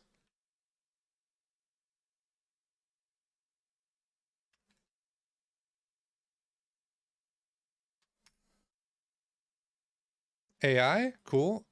And then we drop in again and we get an error. So we parsed this one successfully.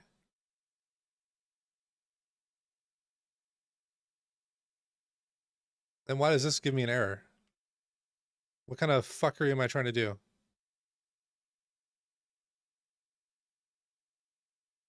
Unknown. And then the name length. So hold up. Name length.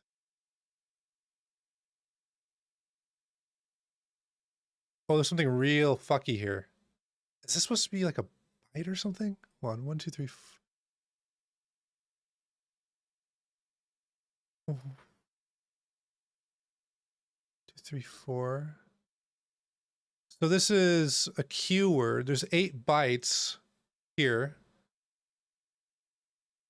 And then how many bytes are here? 2, 3, 4, 5, 6 bytes. What the fuck is this?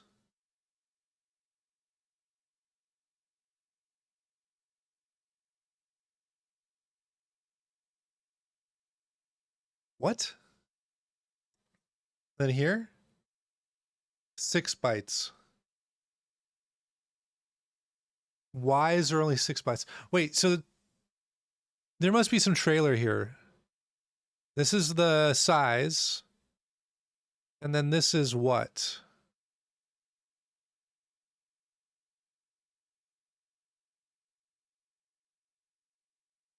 If I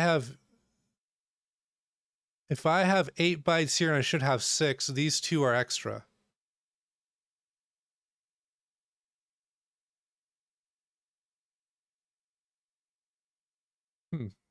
Go back here.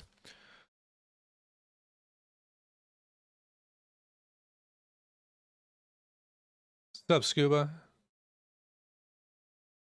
What does this do? Oh, Jesus Christ.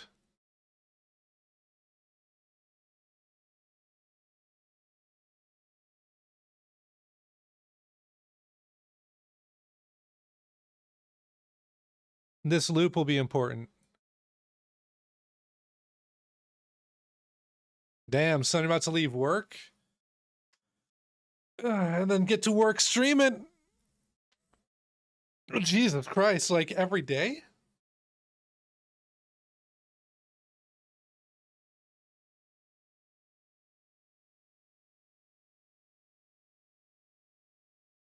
What does this do?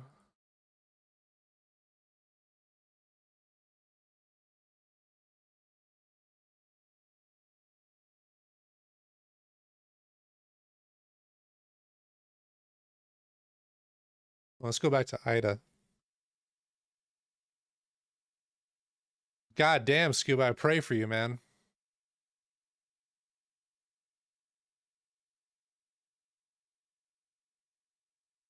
The fuck is this song?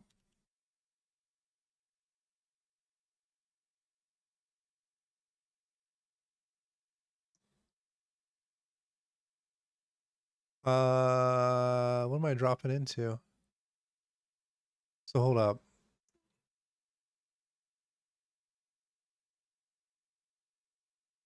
If this is file, you break. Oops, shit, what did I just do?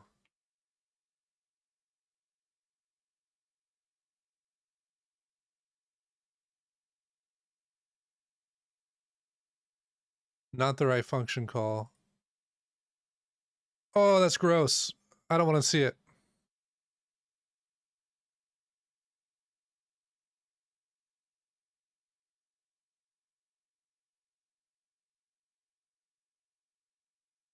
I think this is that same function I was just looking at.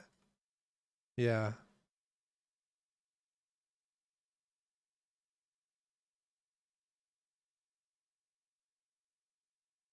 All these magic numbers.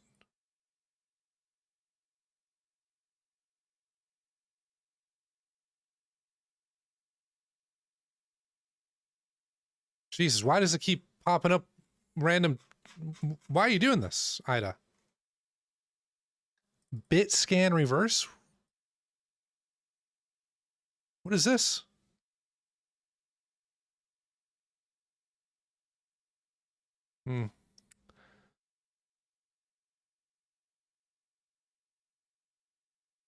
3. These 2 bytes are extra, and I don't know what the fuck they are, and it's pissing me off.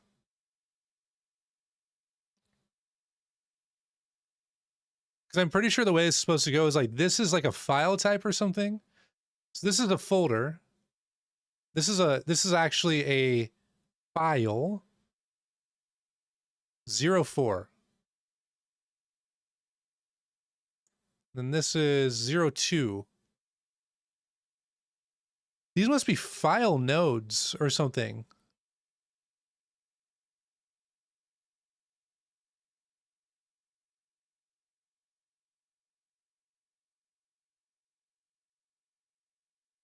Another 6 bytes.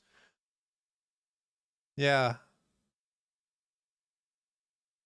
So this is 15 bytes. This is a marker of some kind. So maybe that indicates file. This is file node ID. So file folder.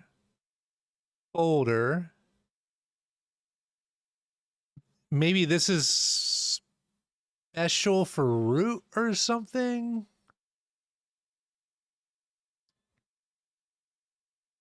Shit. All right. Well, I got to call it a day, unfortunately. I got to get ready to go to this birthday party. I'm already running a little bit late. So, let's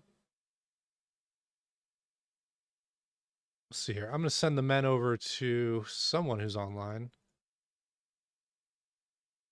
If you wanted more programming content, I apologize. I'm not going to be able to give you that. I'm going to give you Toxic Gang Barang.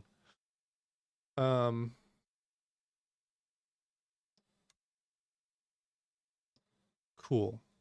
Well, I'll be back maybe later this evening, probably tomorrow, do more reverse engineering. So thanks for hanging out, and catch you cats later.